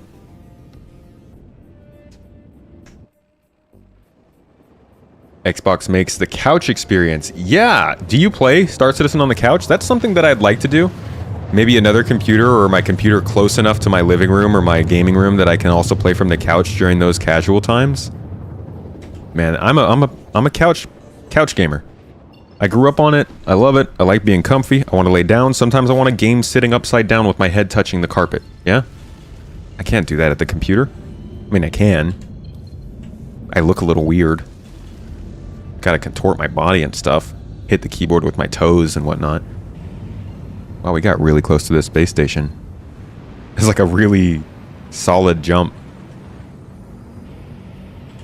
We'll just fly straight there. Wish you didn't have to run through so many Elite controllers. You're on the 3rd Gen 2. Wow. Yeah, I've heard they're a little bit unreliable, so I try not to use my Elite controller too much. I generally tend to use Mrs. Tomato's controller.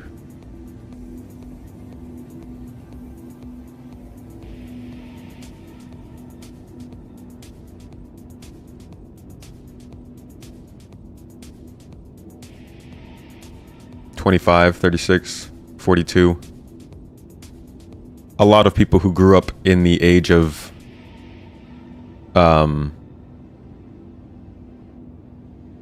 I think it was...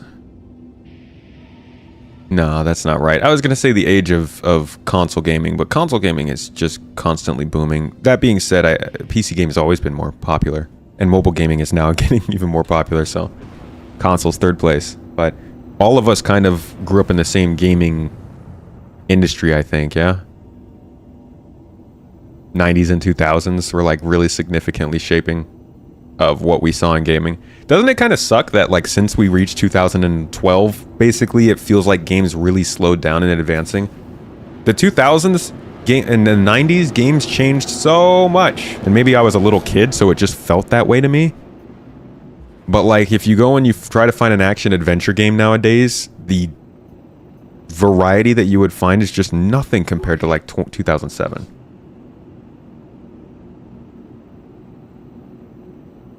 I think it was either 2007 or 2009 when we saw like Portal 2, Modern Warfare 2, Halo 3, BioShock, Mass Effect, Assassin's Creed.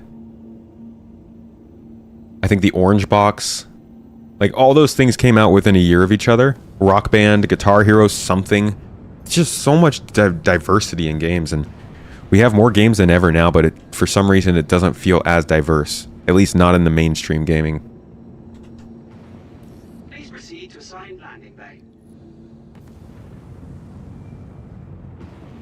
Commodore 64. Catchy name. You grew up playing MechWarrior 2 online? I love MechWarrior.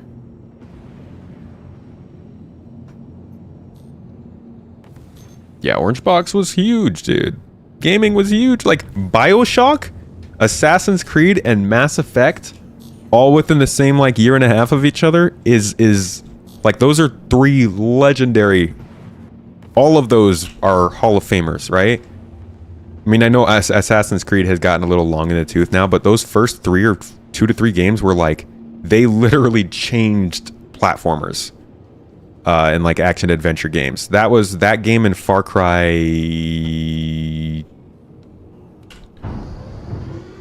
3. That game in Far Cry 3 basically created what we now know as the casual RPG, right? They really haven't changed it since they created that formula. All those games came out in the same time. What do we get now? We get some good stuff now, but it just doesn't feel quite the same. That's why we have people who are basically making specific games their entire personality. You missed pre-Frostbite engine Battlefield? Really? You didn't like Frostbite Battlefield? You liked BF2 more than BF3? BioShock. You know there's a new BioShock successor being worked on by Ken Levine. I think he opened a studio. It's called like Cloud Studios. Can't remember what exactly it is, but oh crap, I was supposed to sell from my ship. But he opened a new studio, and they are working on something to succeed from BioShock. But there's also Clockwork Revolution, which has a very BioShock Infinite look to it. If you didn't see that at the recent E3 show, or whatever they replaced E3 with. That's a cool one to check out, if you're into BioShock.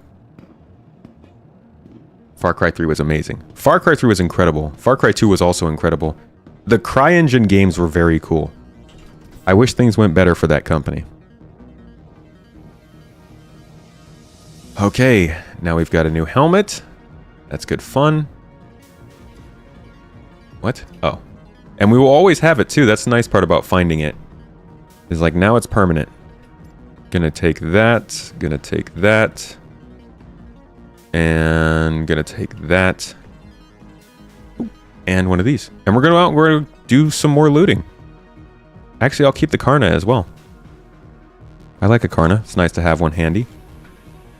And like, let's just go right back out. Your first online FPS was Unreal Tournament. Such a cool game.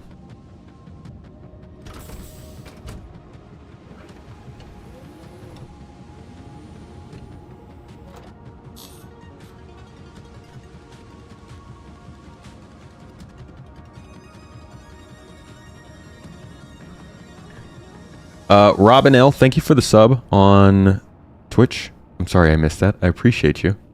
I don't know if that gets the raffle started. I really hope it does. Maybe we can see that triggered today. We'll see. You just won a Hull C on Twitter? That's amazing. Wow. That's a huge win. Congratulations.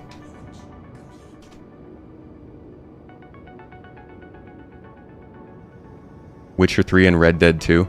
Very good games. I would say like two of the biggest standouts of the last decade. Especially Red Dead. 2 and 2142 were your childhood. Was 2142 pre-BioShock? Or pre... what's it called? Not Snowdrop. Pre-Frostbite? I didn't realize it was that old.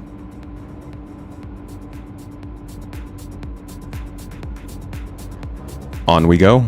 Back out into the void.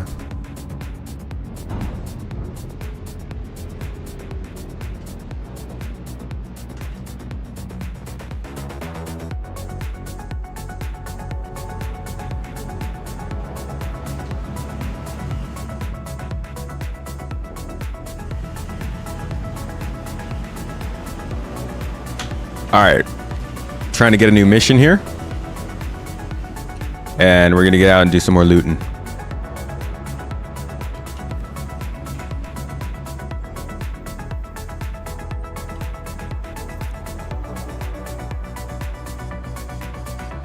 My eye tracker on? Just performing terribly?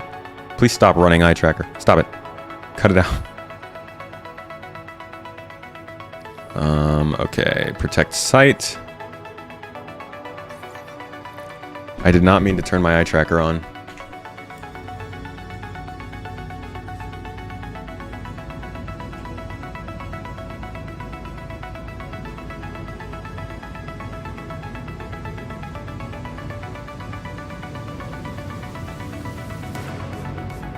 Need somewhere to jump to.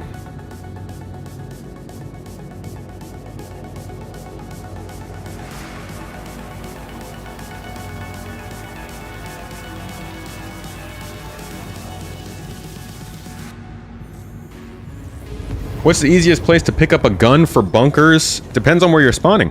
Where are you coming from? Did the Deus Ex games use Frostbite? I don't think so. No. That was a Square Enix. I imagine they used whatever Square Enix does. Maybe the same thing as the Final Fantasy games.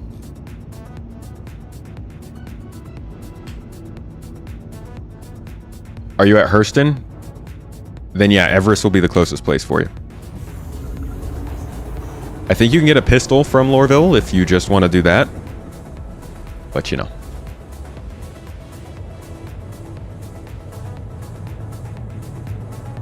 We are in live right now. The farm outposts have good loot. Solid. Yeah, I mean, you could fly to the moons for it. That works too.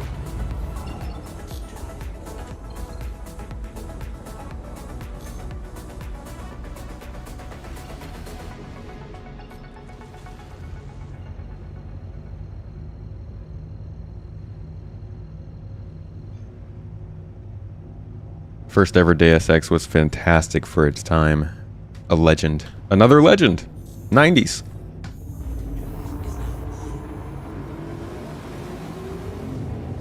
Yeah, I'd love to see another game that plays like the OG Deus Ex. I really hope that this last part of the new trilogy that they made for Deus Ex is a bit more like that original game.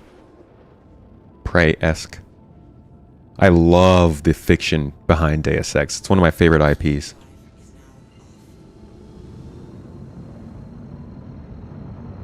Go to a bunker unarmed and choke out all enemies. For the darker of you individuals in chat, there's a strategy. Wow, is that somebody's headlights we can see out there from like 18 kilometers away? There's some bright lights. I wonder what ship it is. What do you guys think? What has lights that bright?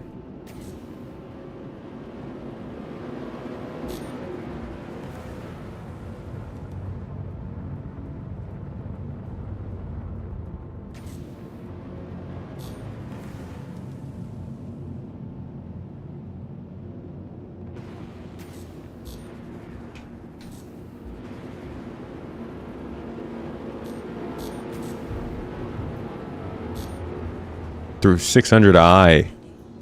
Oh no, a Carrack. I was gonna guess 890.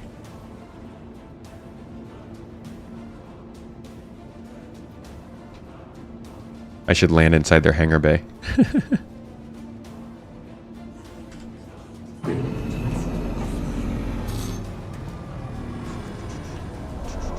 Are they adding exploration? I was playing and refund like 5 months ago. If you refunded 5 months ago, this game is definitely not going to be in a place that you want to jump back in.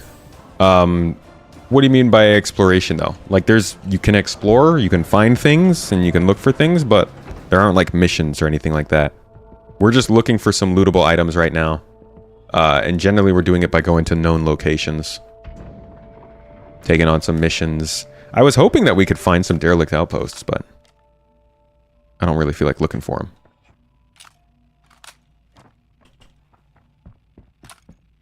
I would like to reload. Okay, we reloaded.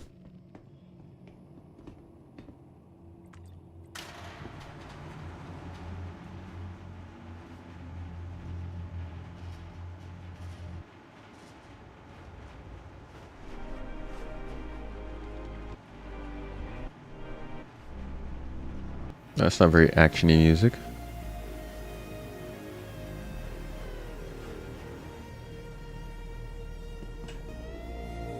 This doesn't sound like they're fighting. Are they waiting for me? Are you all so kind? Was there any looting over here? Oh, there is. Look at this. What is it?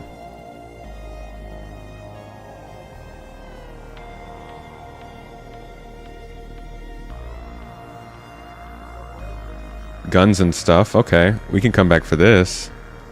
Yeah, some snipers. That's solid. We'll get that on the way out. There is no exploration loop. Technically there is, because you can sell the stuff you find. So you can like go out and search for places, find places, get loot from them, and then turn it in for money, which is kind of a loop, but it just sucks. The tools that you need to use for it are terrible. Incomplete. And the little complications that are supposed to come in with it aren't in the game, so it's not good, but there is technically a loop for it. You can also place locations for resources and send those locations to other players and get paid for that. So that's a very possible and intensive exploration loop, but again, it's not really hand-fed with the game mechanics right now. Is there nobody else upstairs?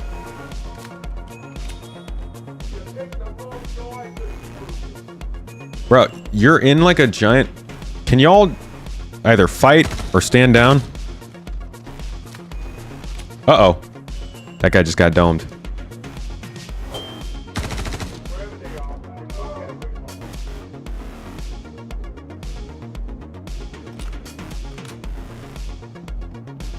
I'm just gonna head down there. Looks like it's a party. Can't have a party without a good juicy and luscious tomato. Right? Hop! Oh, shoot! Your boy's chasing me, bro! Reload the gun! Dude was literally... Could you... Oh, God.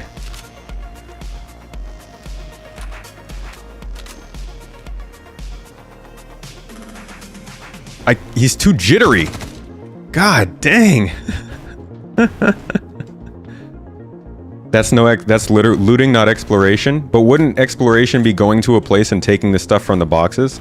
Like, what's the difference between if you like go to if you're like flying along the moon and you come across a derelict ship and you go down to the derelict ship and you find a box in there that they were storing guns in that they were shipping and you take them, isn't that a product of exploration?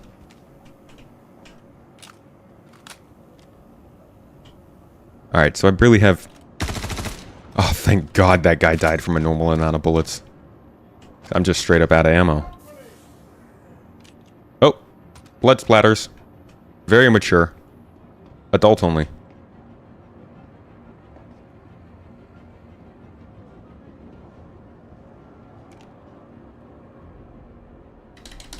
Oh, shoot. Come on.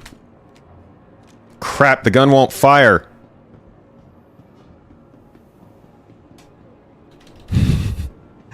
Why do we have to deal with this stuff? How about this one? Pick it up. Yeah, I can't shoot.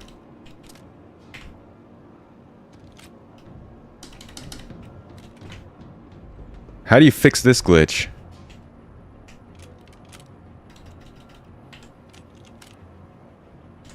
Maybe if I unequip and re-equip.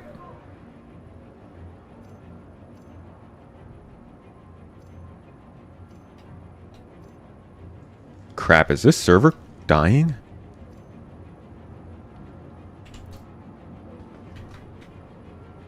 And the gun's gone. Okay, this is not good. This is going particularly unwell.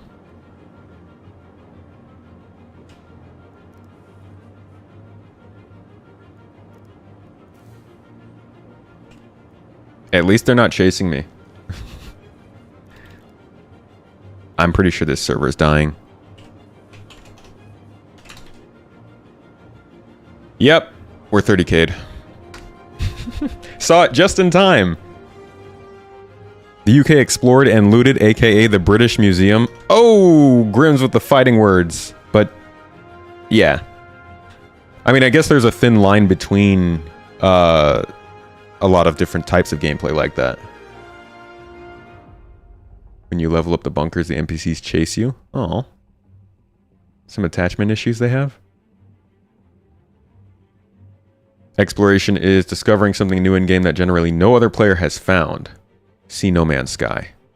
Like like a location. What if a player has found a hidden temple, but they didn't get the loot inside? If another player came, would that still count as exploration?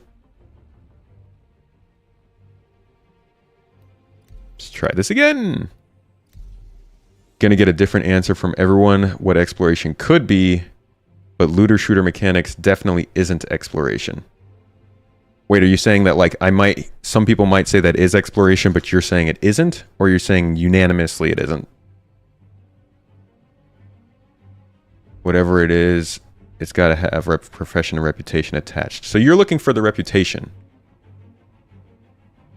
Because, for instance, last year, I joined the Curvature group. This is a group of people who navigated their way in the game system to the point where you could see a perfect orbit or a perfect halo effect around Hurston. It was really cool. It was a nice eclipse, a solar eclipse. You could not find that unless you manually flew around the star system to find it. And what they did was they did that, and then they saved the location and set up a forward camp where they could fly people out there. After that, they charged people, I think it was 20 to 40,000 credits per ticket, and they would tour people out to see that orbit. Make videos about them, tell stories about it, whatever it is. That to me is full-on exploration gameplay. They got paid for it. They involved other players. It was a player and player interaction. It was a unique scene that nobody can see unless you fly to a very specific place to do. Like, how much more do you need for exploration to work besides that?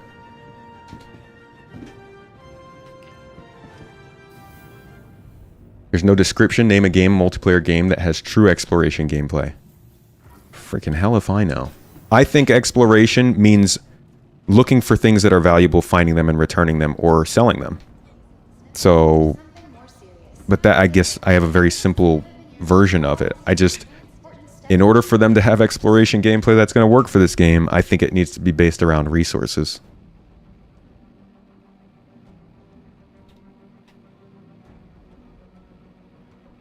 Would be cool to join a group depending on the planet, and they are tasked with traveling and scanning various locations. The scanning needs to be a thing for sure for it to feel better.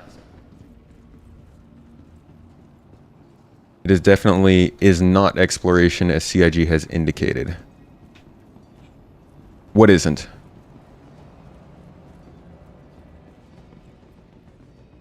Finding loot? It's about sightseeing in that sense. SC does have a lot, but not much to do with that a lot. Yeah, well, sightseeing is part of exploration. It's the touring part of it. As far as I'm aware, from what they've said about this type of gameplay, why are they the same gun?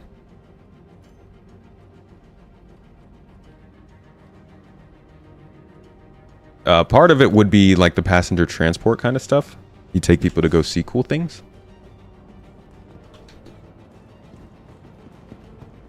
Sounds more like exploration, but that's 100% emergent. There's endless emergent gameplay if you LARP it. Right. I'm just saying there is exploration. Welcome to the ASOC vehicle retrieval system. Go find resources and harvest them. Yeah, they have a really crappy version of that in this game. You can discover a river, you can find the harvestables near the river, and you can sell them. It's like the worst exploration loop. But I guess that would be considered looting? Where does it change from looting to, I guess, like, exploiting?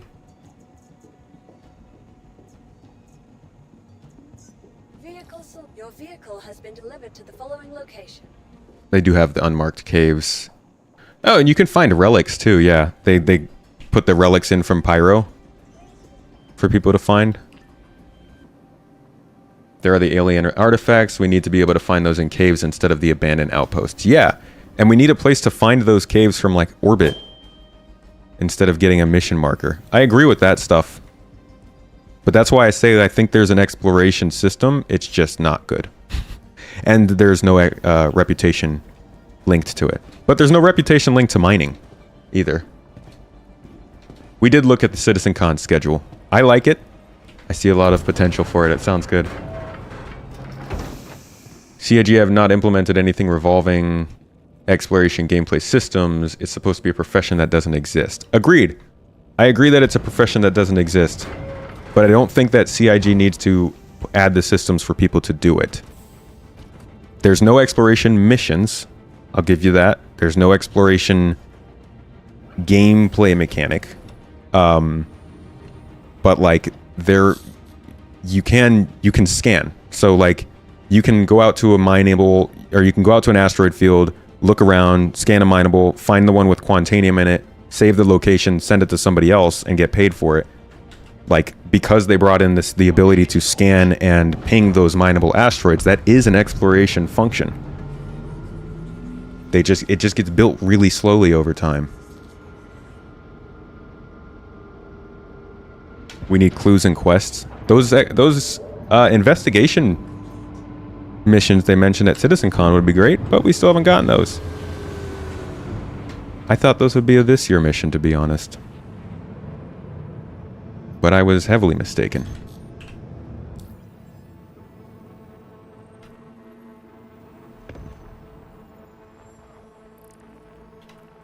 Alright, one more mission. Let's see if we can do at least one more. Maybe we'll get lucky with the loot.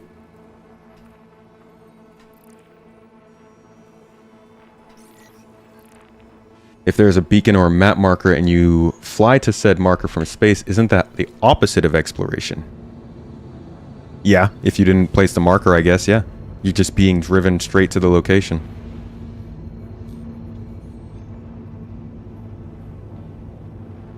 Exploration does feel like a branch of science, kinda. Mining's well defined, though. Exploration is whatever you consider it at the moment. So when someone asks, have they added exploration gameplay, your answer is unequivocally no. Right. Which is what I told them. They haven't added exploration systems. You can explore. But they haven't done anything in the last 5 months to make it any more of a thing. You do it when you're doing salvage missions. If you look around the areas of the claims, you can find groups of other ships that can be salvaged. Those panels, though, those are sweet.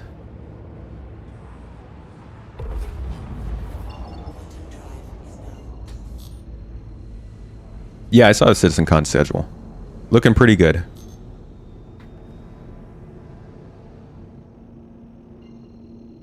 Limited amount of discovery to do unless they add billions of planets. Yeah, which is why I think it needs to be based around resources. Depleting and depleting and recurring resources, I guess. So that people can constantly rediscover them in different places.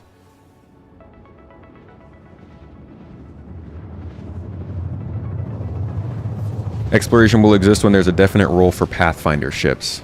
And my sweet, sweet Terrapin will finally be useful. Hidden stuff throughout the systems that will not be disclosed until discovered. Yeah, it's going to be hard to do that. But I think they'll be able to make it work in certain instances. People think that in order to be proud of discovering something, you have to be the first person in the world to find it. But if like 1,000 people have found something before you did, it can still be significant. Going to Pyro isn't going to be any more lame because 2 million people did it before you. Now, that being said, I don't think, like, there should be stuff that's pretty unique. I'm just saying, I don't think everything surrounding Discovery should be based on a 100% worldwide unique event. But that's just my opinion.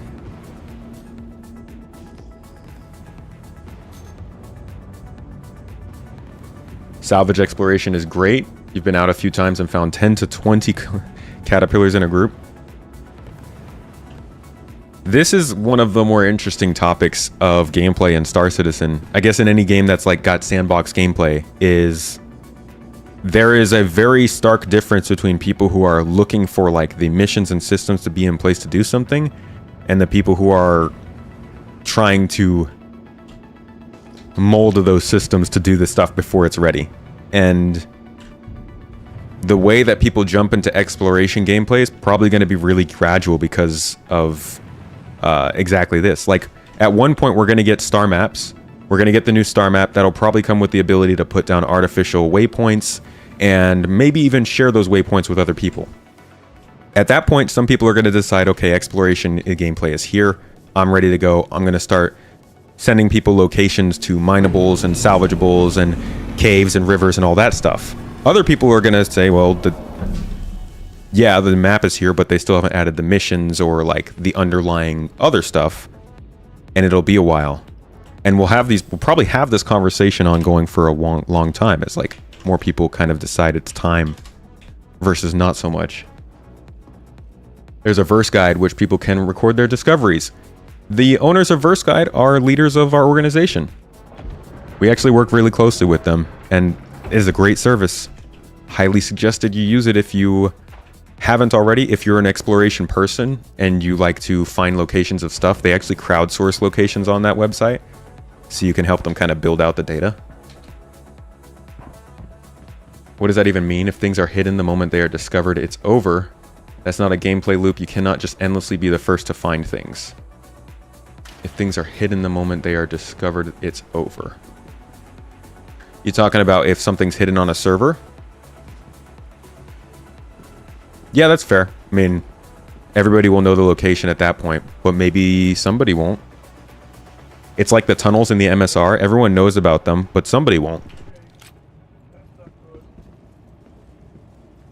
I did check the CitizenCon schedule. Should I put that in the title?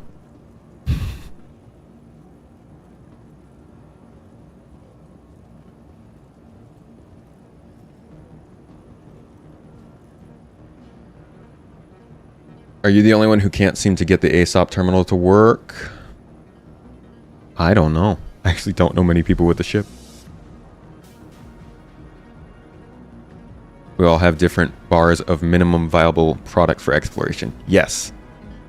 And we'll all flip over that fulcrum at different times and continue to talk about when it's right for each of us. I mean, the stuff that people are doing exploration-based in game is really cool, but we definitely need some improvements with the systems before it becomes possible for casual players.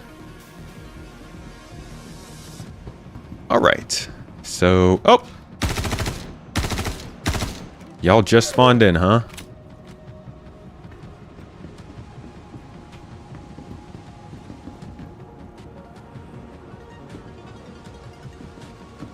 Don't let the bastard escape. Find him. They're like, don't let him escape. I am hunting you down. You're the targets here, guys. Until I run out of my last 13 bullets. Let me go get a different gun.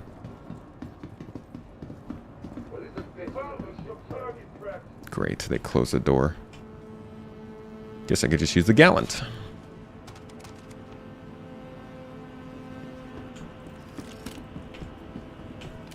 Hopefully this is enough. I don't think it will be. I'm probably gonna have to find another gun. God dang it. And I can't shoot again. Does that mean the server... Dude, guys, if the server is done, then I'm done. I am not doing all of that again.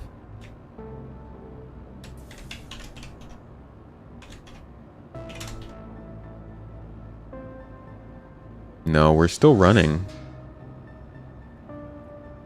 There we go. You don't need a ticket for CitizenCon. It'll be live streamed for free on Twitch, and it'll be up afterward on YouTube.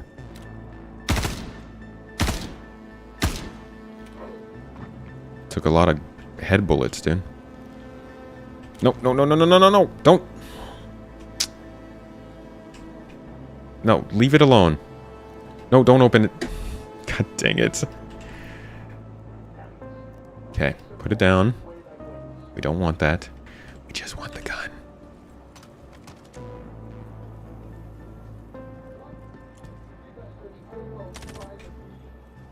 Oh, I can't shoot again.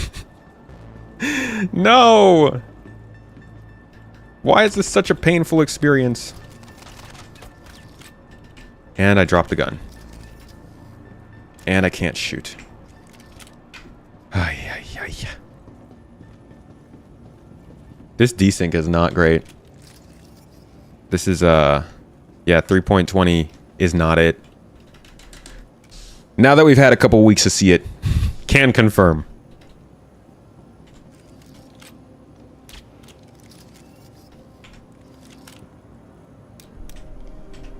Okay, apparently this gun is dead now.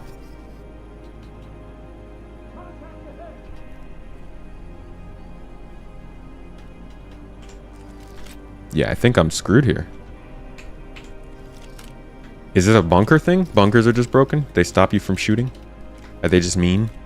I'm getting great frame rates. I'm almost at 60 frames per second, which is... Good job rendering, team. Networking, though. Help.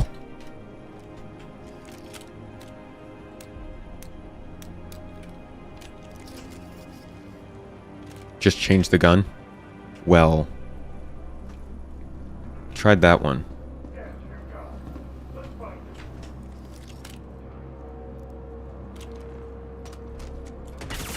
Ow! Crap! Bro, why don't you hold on to this gun? Stop throwing it. I want it. That's why I picked it up. That's why I just got shot for this thing. Get it back. Where is it? Pick this up. No, don't heal. Drug addict. Pick up the gun. Oh, God.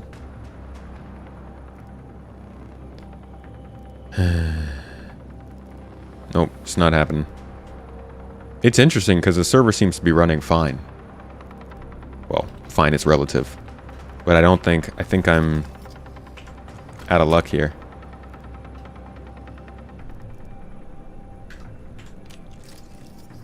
Because this one won't shoot. Can I just find the loot boxes? Let's just go see if we can find loot and then get out of here.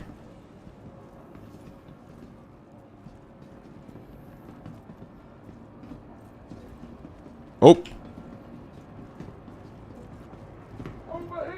Nope. Don't look. Not over here. You good guy? Y'all are good guys, yeah? Protect me. Come on.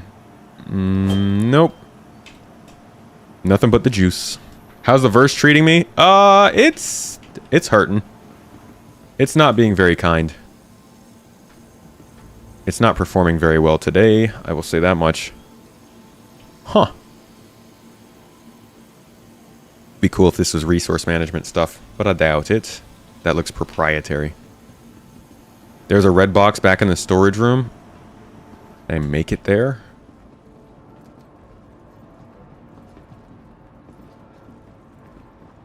Excuse me, y'all. Don't mind me. Oh. Nope. Just running around. Just perusing. Don't look, don't look, don't look, don't look. Come on. Nope. Don't look, don't look, don't look. No, you didn't. You didn't find anything. No.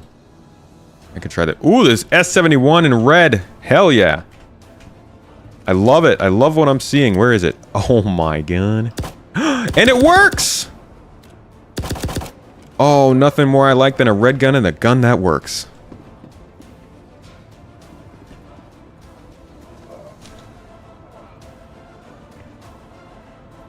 Did I crash the cutter again? Nope, it's outside. We doing okay.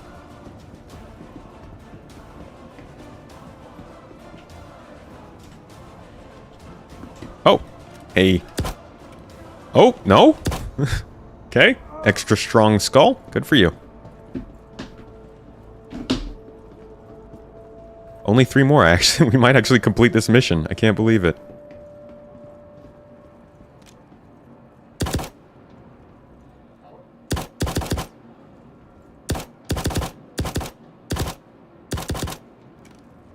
Wow. I thought that was... I definitely thought this was a lost cause, this one. So, I'm glad we got it. This is a cool gun. I don't think I've ever seen this thing in red. I like it. Definitely storing this one. Cool. And, I guess now we can check the rest of the loot boxes. We did it! We did it. We did it. We did it. Yay! Dora, Dora, Dora, the Explorer. Okay, I think we got everything here. Let's skedaddle. They want to die? Yeah, the S71 is arguably my favorite gun in the game. It reminds me so much of the DMR. Just not as good sounding.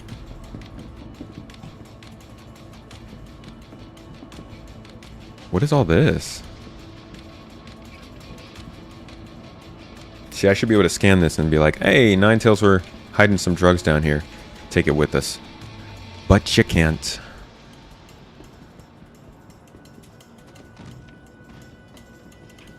Alright, and we had some stuff in... Oh, that was the other place that the loot box That's right. They had some stuff I wanted to take with us that we cannot. Alright, let me see what else was in here. There's some other stuff.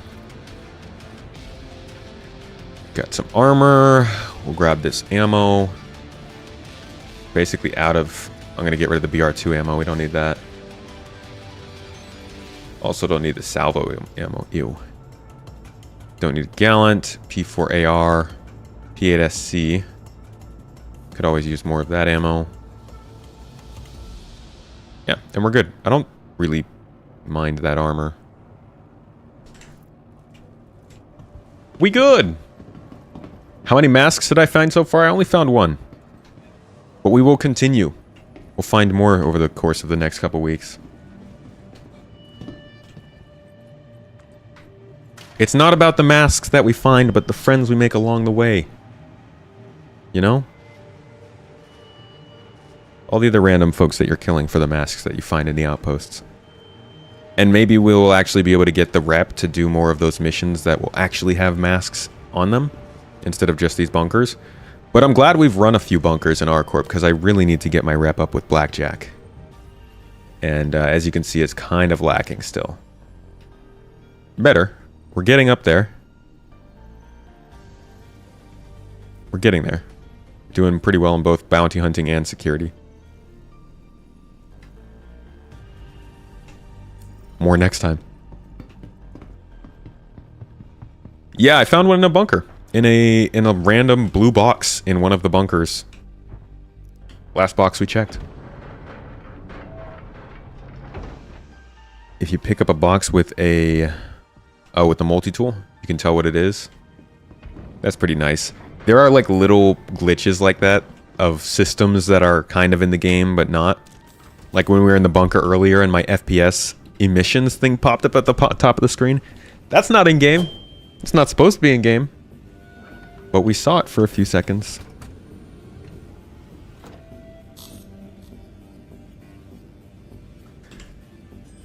Skedaddling time.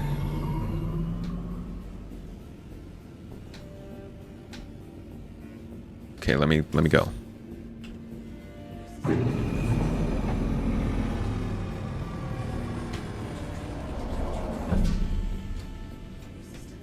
Can I please leave? What's going on?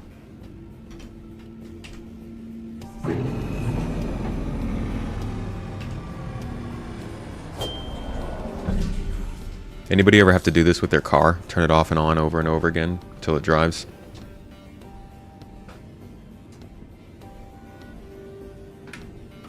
For some reason, my mouse is acting weird. There we go. It's like I was stuck in interaction mode. I needed to enter my Mobi-Glass? I see. Let's see if it does it again now. Yeah, I think I'm good now. I was like stuck in interaction modes for some reason.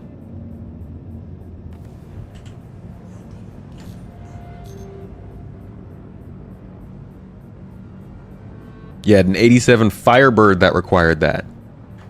Okay, so the Drake Cutter is our Star Citizen 87 Firebird. Been like that all day. Huh.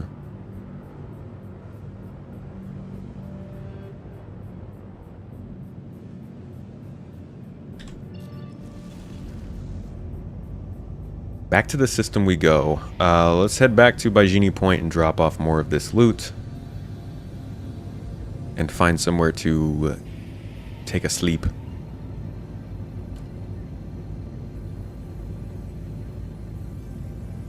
Call it a nighty night.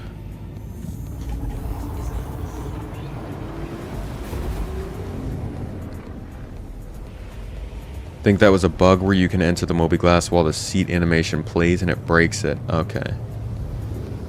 That makes sense. I do end up hitting my Mobi-Glass button a lot during animations because I get I'm impatient. I can't even wait for animations to stop playing. Yet I'm supposed to be enjoying Star Citizen. And what I tried to do now just did not work.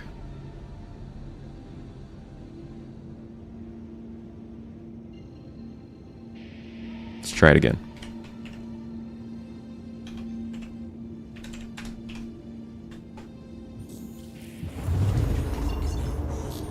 "87 Firebirds are sick." Are you trying to say that cutters are not indeed sick? Can it be an 87 Civic? Hey now. Careful.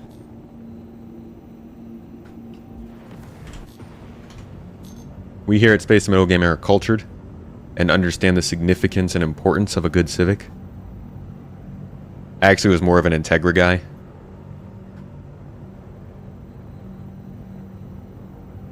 Although I don't think they had Integras in the 80s, huh? Just the 90s?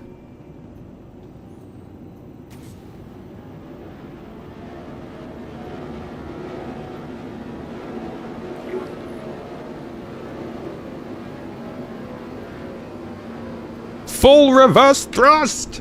Please proceed to assigned landing bay.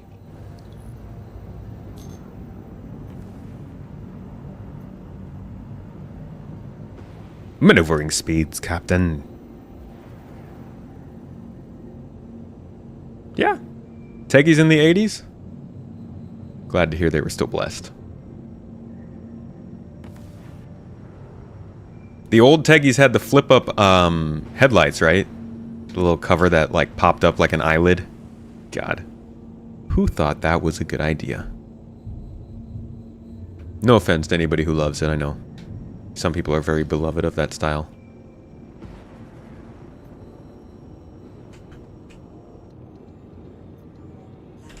Task complete. Have a pleasant stay. Yeah, those Teggies were iconic. And then they tried to bring the Integra name back. And they just slapped it on something that's not an Integra. In this, it's not an Integra. It's an RSX. I would have taken that. They should have named it the RSX. It's just laughable that they tried to bring the Integra name back for that car. Ooh, your first was an Integra GSR. That's a good trim. Oh, baby, look at all the loot we brought home. Wait a second.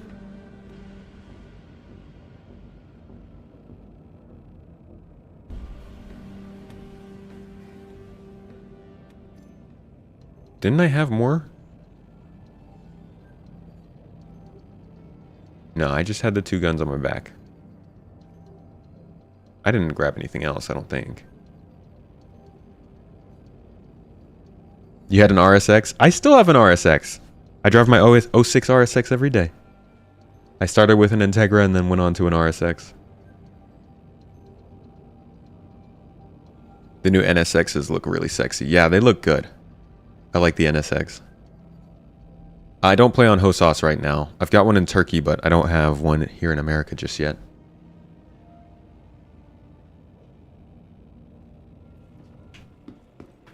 Alright, y'all. That's it for me today. Big ups to everybody. Hope you enjoyed the day. We got some looting done. We got some conversation in. We looked over some news. We did the things. Productive day, I think. And we did find a mask. That was pretty cool. We'll probably do this a couple more times over the course of the next week and a half. Leading up to CitizenCon, I'll just try and find a couple more masks. Maybe we'll do it in a group one of these times and go in with the org.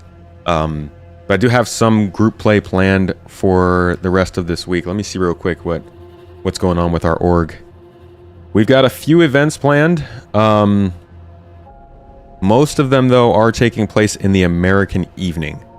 So I won't be streaming any of them. But if you are in the org, jump on, check out the schedule, see what we've got coming up. Some derelict outpost exploration, some racing, some rock mining, some anti-drug initiative stuff. I love that. Just overall some, group gameplay. So jump in if you'd like. If not, got another video coming out for you in the next couple days. Podcast just came out. Another one's coming out soon. And we'll be back right here tomorrow for some more live streams, some more Star Citizen stuff.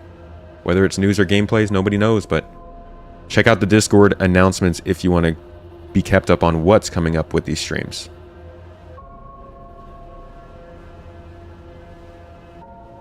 I'm gonna send you all over to Burks.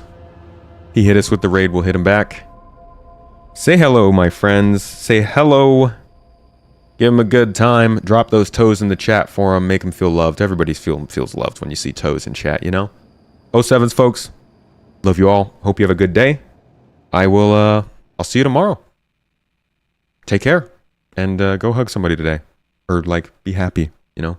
Just, like, get some feel-good time. Eat some good food. I don't know. I'll see y'all later.